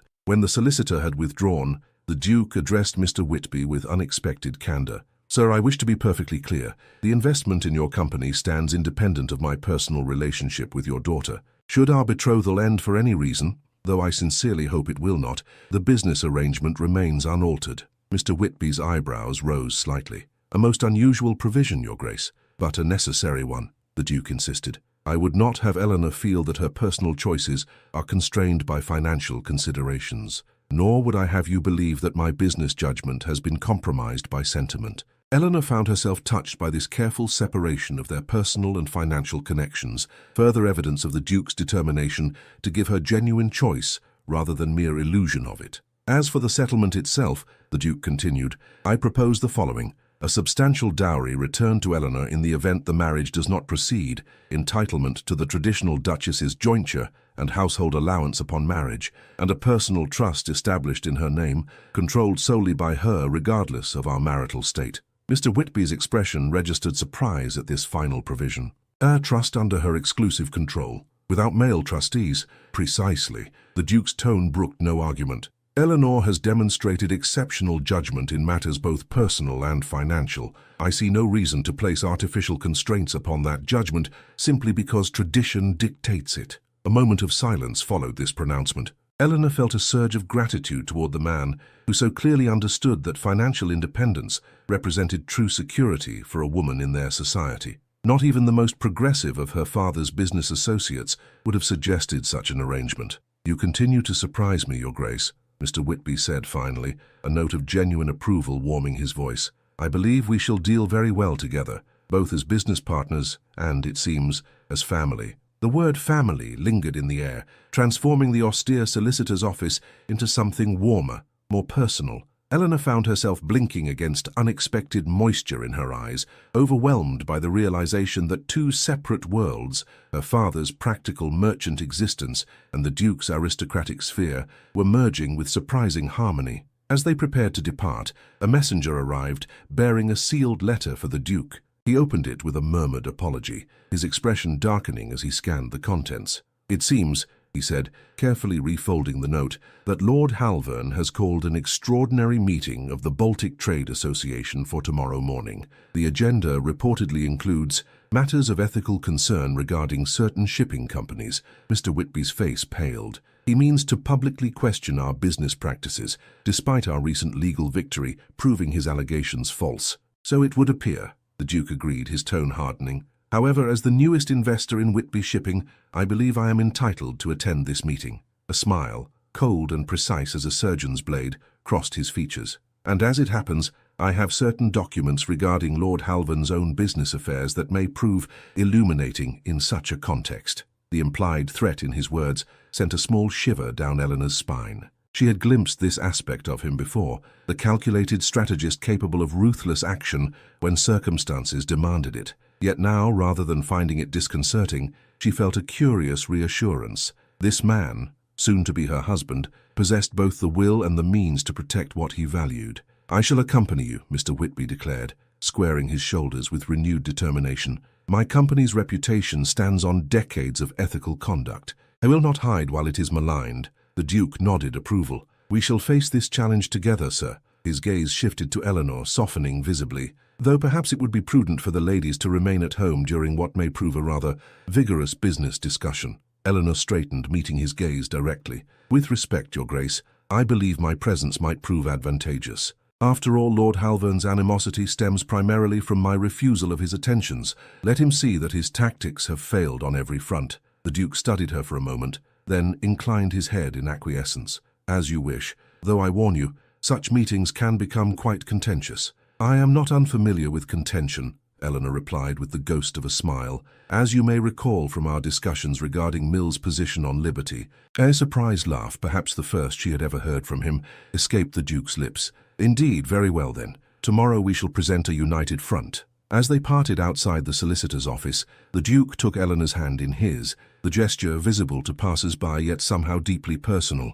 "Until tomorrow, Eleanor," he said quietly. "Rest well. I suspect the coming day will test us all." The pressure of his fingers against hers conveyed strength and reassurance, a silent promise of protection and partnership that required no verbal elaboration. "Until tomorrow," she echoed, returning the pressure with equal conviction. As their carriage pulled away, Eleanor caught a final glimpse of the Duke standing on the pavement, his tall figure silhouetted against the grey stone of the building. Despite the impending confrontation with Halvern, despite the social scrutiny their betrothal would surely bring, she felt an unfamiliar sensation spreading through her chest, the quiet certainty of having chosen correctly, of paths converging toward a shared destination. The blue ribbon at her wrist caught the afternoon sunlight as she lifted her hand in farewell, the simple strip of silk now laden with meanings neither she nor the Duke could have anticipated when their charade began. From across the street, unnoticed by any of the participants in this tableau, a slender figure in an elegant coat observed their departure,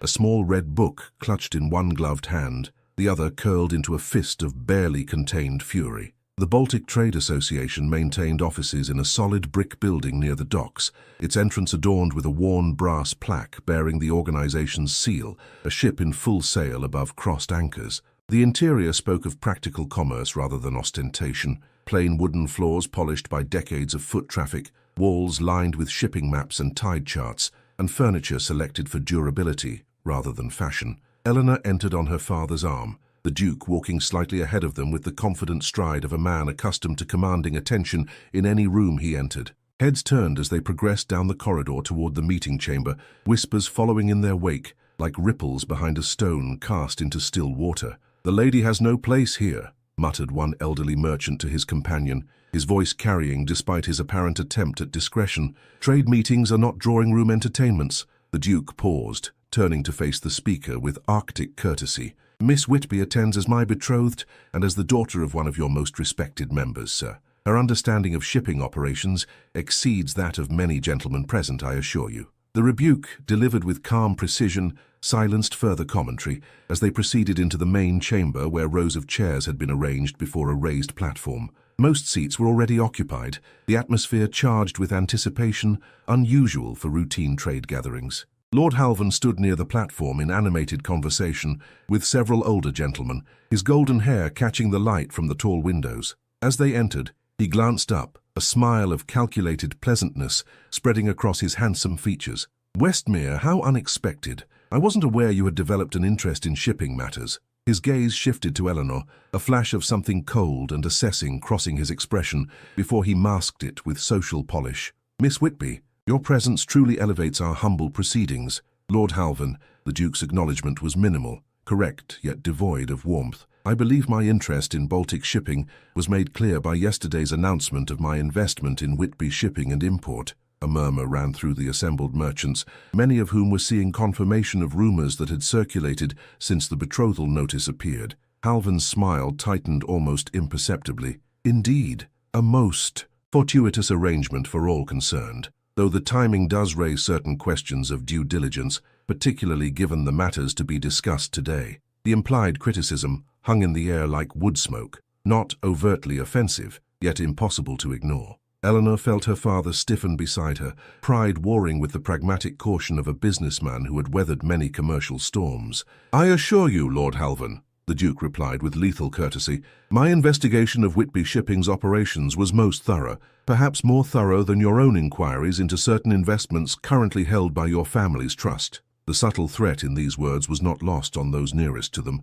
Halvan's complexion paled slightly beneath his fashionable tan, though his smile remained fixed. "We shall see," he murmured, gesturing toward the platform where a portly gentleman with impressive side whiskers was calling the meeting to order. "The proceedings begin." They took seats in the front row, an arrangement that forced Halvan to address them directly during the presentation he had so carefully orchestrated. Eleanor sat between her father and the Duke, her spine straight as a ship's mast, her expression composed despite the tension knotting her stomach. "Gentlemen and lady," the chairman began with a nod toward Eleanor that managed to be both courteous and faintly disapproving, "Lord Halvan has requested this extraordinary meeting to address certain matters he considers relevant to all members of our association. As courtesy dictates, we have granted his request, though I remind all present that formal allegations require substantial evidence." Halvan approached the podium with practiced confidence, a sheaf of papers in his gloved hands, his expression grave with manufactured concern.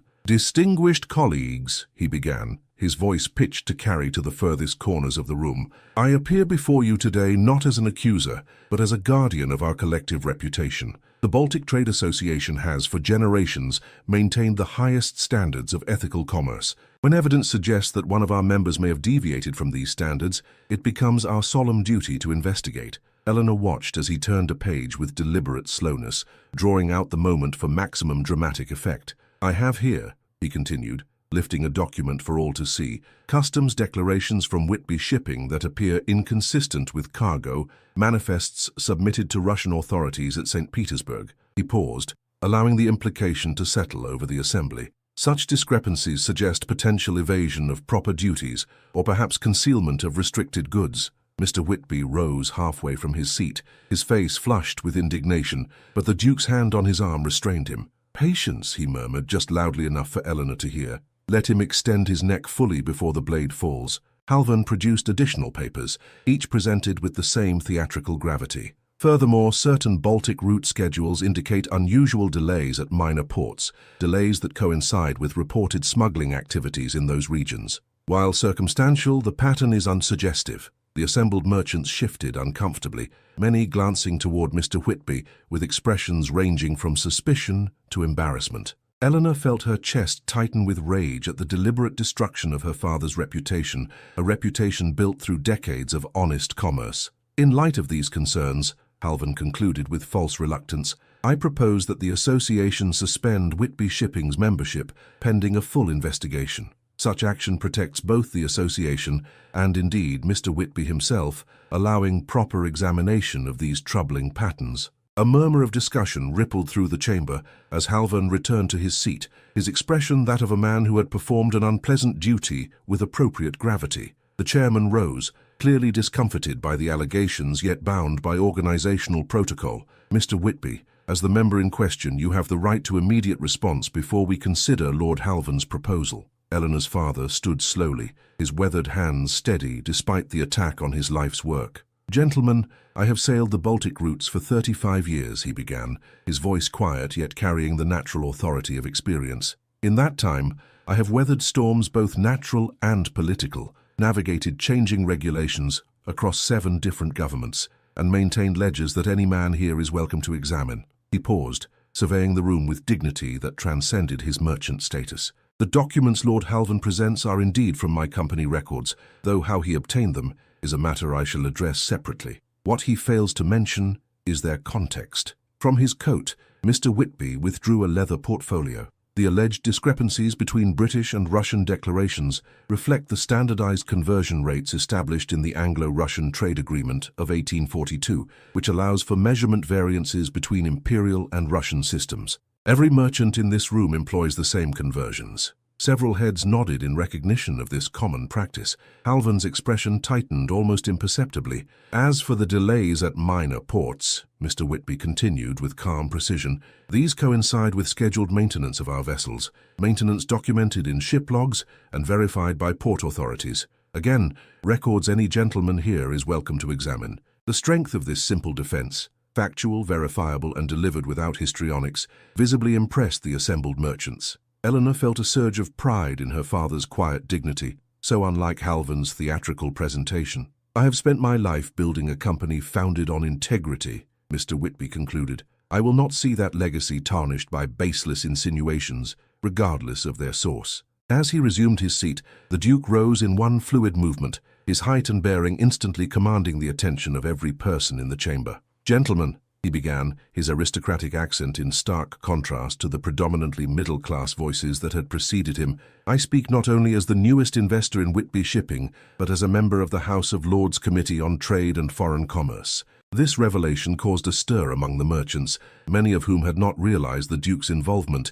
in governmental trade policy. Having thoroughly examined Mr. Whitby's business practices before committing significant capital to his enterprise, I can attest to their exemplary nature. The Duke's tone carried absolute conviction. Indeed, his operational methods have been recommended to the committee as models for standardized trade protocols. A rustle of impressed murmurs followed this endorsement. The value of ducal approval in commercial matters could scarcely be overstated, particularly from a peer known for financial acumen rather than frivolous expenditure. However, the Duke continued, his voice hardening subtly, I find myself compelled to address not merely the defense of Whitby Shipping, but the nature of these accusations themselves. He turned to face Halvan directly, his grey eyes cold as North Sea ice, particularly given certain documents that have recently come into my possession. From within his immaculate coat, the Duke withdrew a small red leather book, its gilt edges catching the light. Eleanor's breath caught in her throat. She recognized it instantly as identical to the volume Halvan had flashed during their first encounter,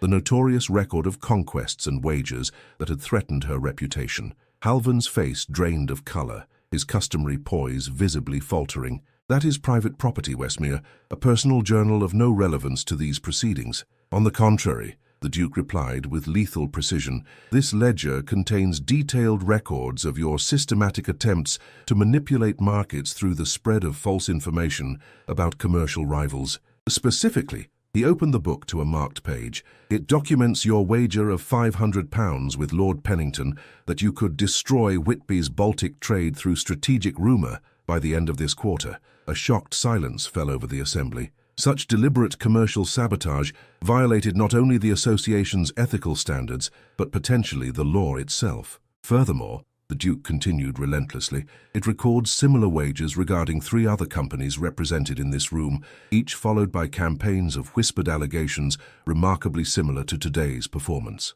Several merchants rose half out of their seats, expressions of outrage replacing their earlier discomfort. The chairman rapped sharply for order, his face flushed with anger. These are serious allegations, Your Grace. The book in question, how did you obtain it? It was provided to me by a former associate of Lord Halvan's, a gentleman who found his conscience troubling him after witnessing the destruction of several reputable businesses. The Duke's gaze remained fixed on Halvan, who had risen from his seat, his handsome face contorted with fury. This is absurd, Halvan sputtered, abandoning his careful composure. A fabrication designed to discredit legitimate concerns. The handwriting matches your signature on official association documents, the Duke interrupted coolly, and the seal pressed into the leather matches your family crest. I have had both verified by experts from the Foreign Office. Eleanor watched the scene unfold with mingled shock and satisfaction. The Duke had clearly been preparing this counterattack with meticulous care, gathering evidence and waiting for precisely this moment to deploy it. "I move," declared an elderly merchant who had risen to his feet, his voice quavering with indignation, "that it is Lord Halvern, not Whitby Shipping, whose association membership should be suspended pending investigation. Such deliberate market manipulation violates every principle of honourable commerce." "Seconded," called several voices in unison. The chairman, clearly shaken by this unexpected turn of events, nodded gravely. "The motion is properly presented and seconded. All in favour?" A forest of hands rose throughout the chamber. Halvern, his face mottled with rage and humiliation, lunged toward the Duke with fists clenched. "You orchestrated this," he hissed, abandoning all pretense of gentlemanly conduct. "You and that merchant's daughter."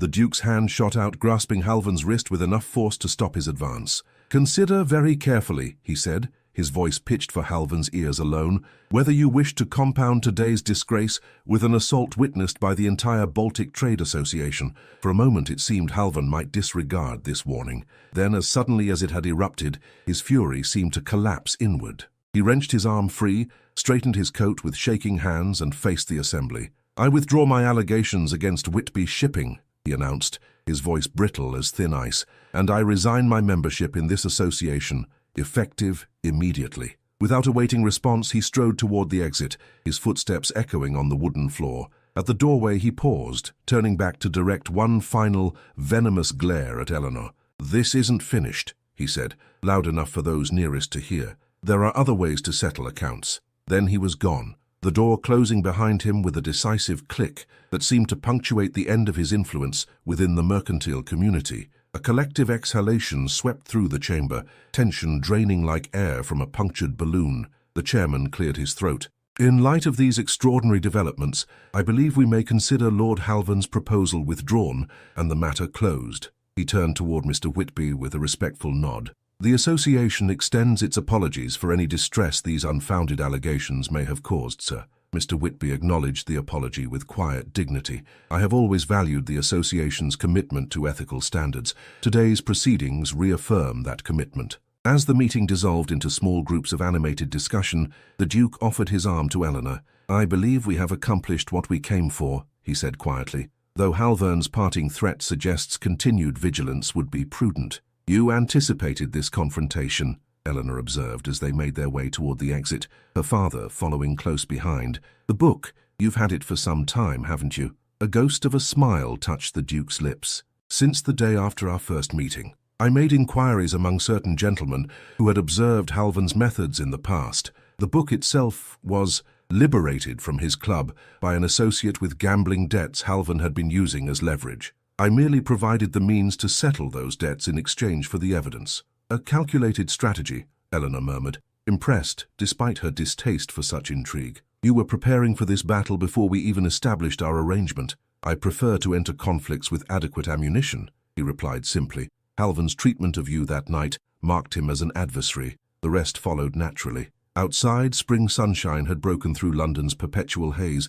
bathing the street in unexpected warmth. Their carriage awaited, the Duke's crest gleaming on its polished door. As Mr. Whitby joined them, his expression reflected mingled relief and lingering concern. "That parting threat," he said quietly. "Halvern is not a man to accept defeat gracefully." "No," the Duke agreed, his expression hardening. "Which is why I've taken the liberty of arranging additional security at Westmere House and at your Curzon Street residence, Eleanor. Until the wedding, Halvern remains a potential source of mischief." The wedding, the word hung in the air between them, transformed now from strategic fiction to imminent reality. Eleanor found herself studying the Duke's profile as he handed her into the carriage, the strong line of his jaw, the intelligent grey eyes, the mouth that had begun to smile more frequently in her presence. What had begun as calculated alliance had evolved into something she scarcely dared name, even in the privacy of her thoughts. As the carriage pulled away from the Baltic Trade Association building,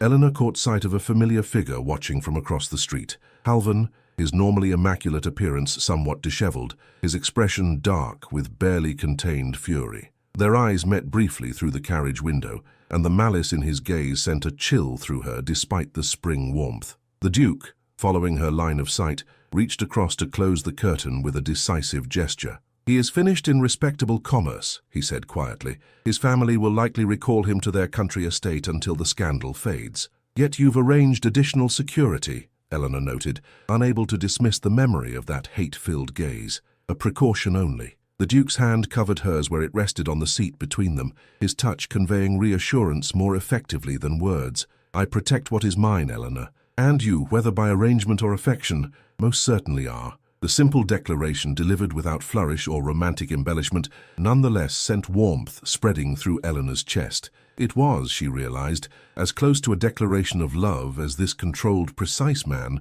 was likely to express, yet somehow more meaningful for its restraint. As their carriage navigated the crowded London streets, Eleanor found herself contemplating the extraordinary journey that had brought them to this moment. From desperate stratagem to genuine attachment, from calculated risk to chosen commitment, a transformation as unexpected as it was profound. The blue ribbon at her wrist caught the sunlight filtering through the carriage window, its simple weave now laden with significance beyond its modest appearance. Like their relationship itself, it had become a symbol of something neither had anticipated when their paths first crossed on that fateful evening outside Berkeley Square. 3 weeks later, St. George's, Hanover Square, blazed with candlelight and flowers, its austere grandeur softened by arrangements of spring blossoms at the end of each pew. The guest list, personally revised by the Duke, included an unusual mixture of aristocratic connections and merchant families, a deliberate statement that set tongues wagging throughout fashionable London.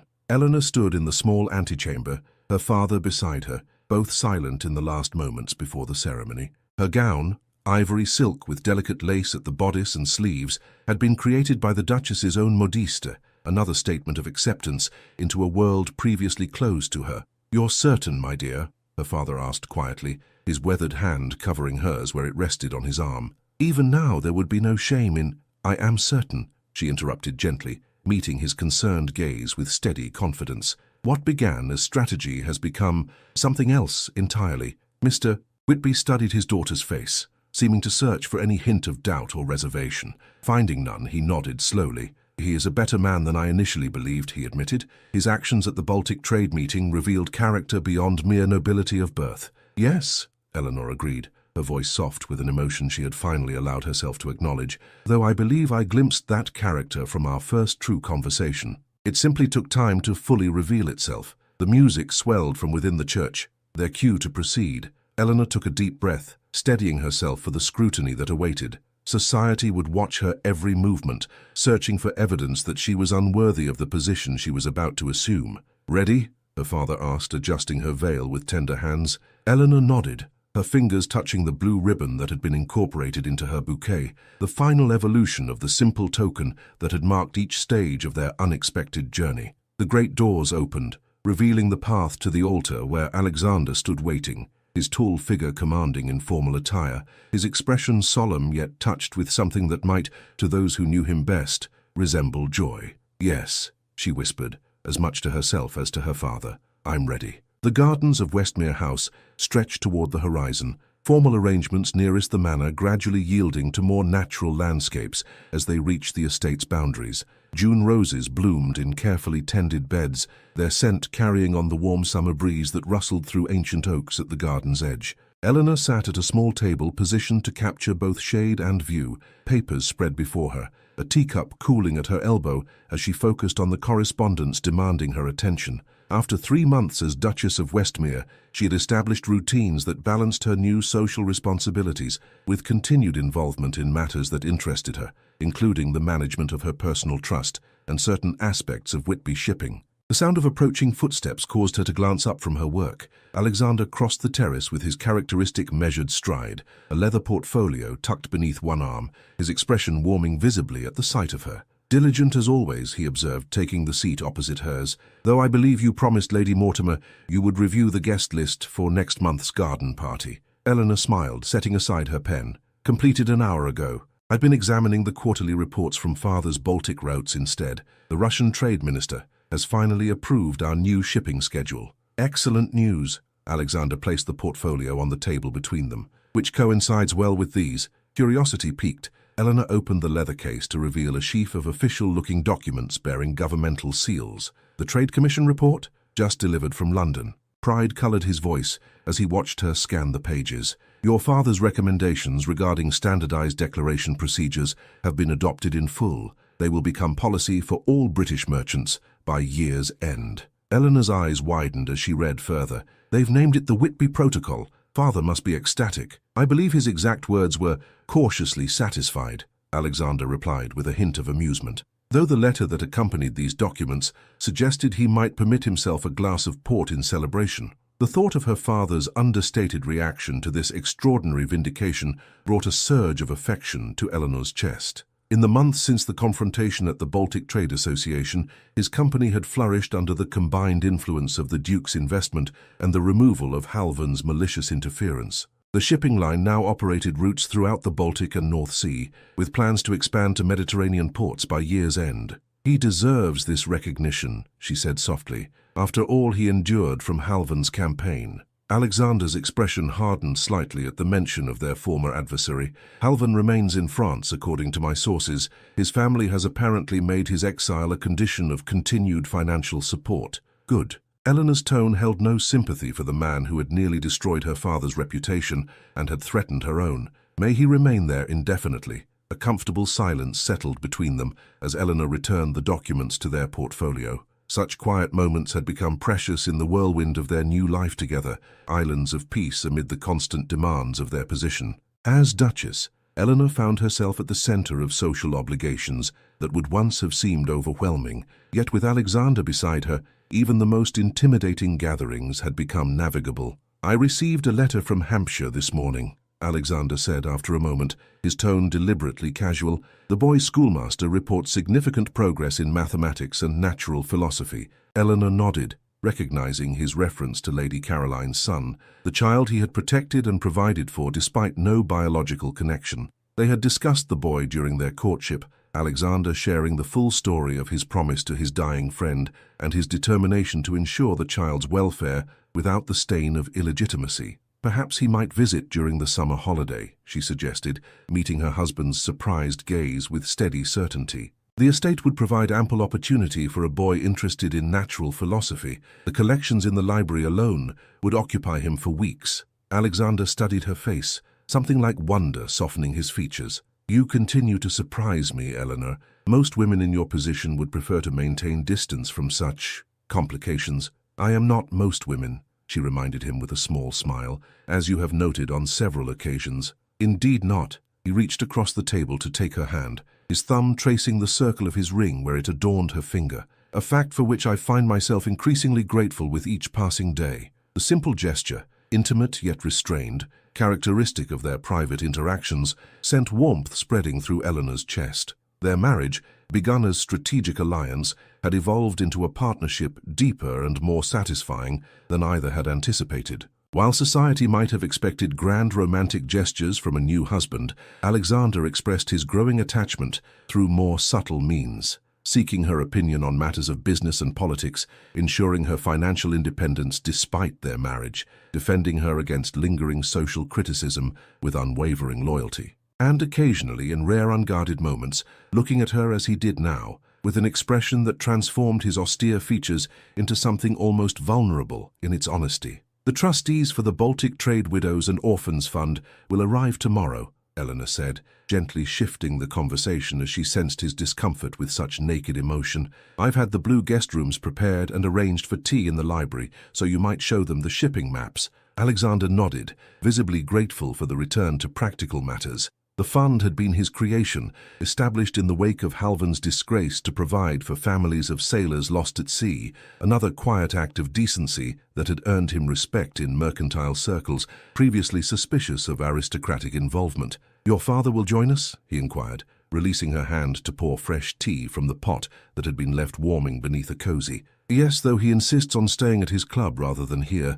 He claims Westmere House is too grand for a simple merchant's habits. A rare smile crossed Alexander's features. Yet he had no such reservations about advising my steward on improvements to the home farm's accounting methods. The man has reformed our agricultural bookkeeping entirely. Father has always preferred utility to grandeur, Eleanor agreed, accepting the cup he offered.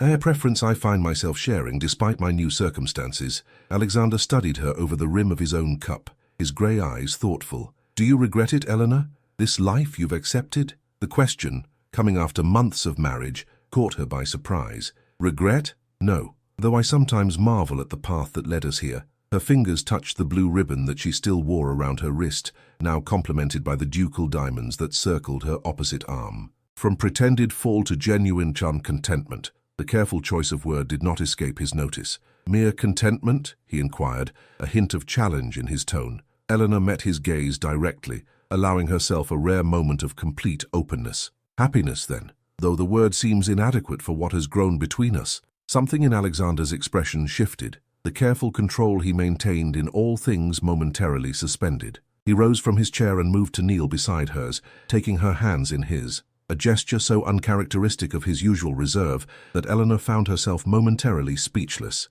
"I have never been a man given to poetic declarations," he said quietly, his voice carrying the weight of long-considered truth. "My nature tends toward calculation rather than romantic impulse, yet I find myself increasingly transformed by your presence in my life. What began as strategic alliance has become essential to my happiness in ways I could not have anticipated." The admission, as close to a declaration of love as this controlled, precise man was capable of making, touched Eleanor more deeply than any flowery profession might have done. Its very restraint spoke to its sincerity, to the fundamental honesty that had drawn her to him despite their unlikely beginning. "I fell at your feet by design," she replied softly, her fingers tightening around his, "yet find myself by your side by choice. Perhaps strategy and sentiment are not so incompatible after all." Alexander raised her hand to his lips, pressing a kiss to her palm with uncharacteristic demonstrativeness. "A conclusion worthy of Mill himself," he murmured, the rare spark of humor in his eyes complementing the undeniable tenderness in his touch.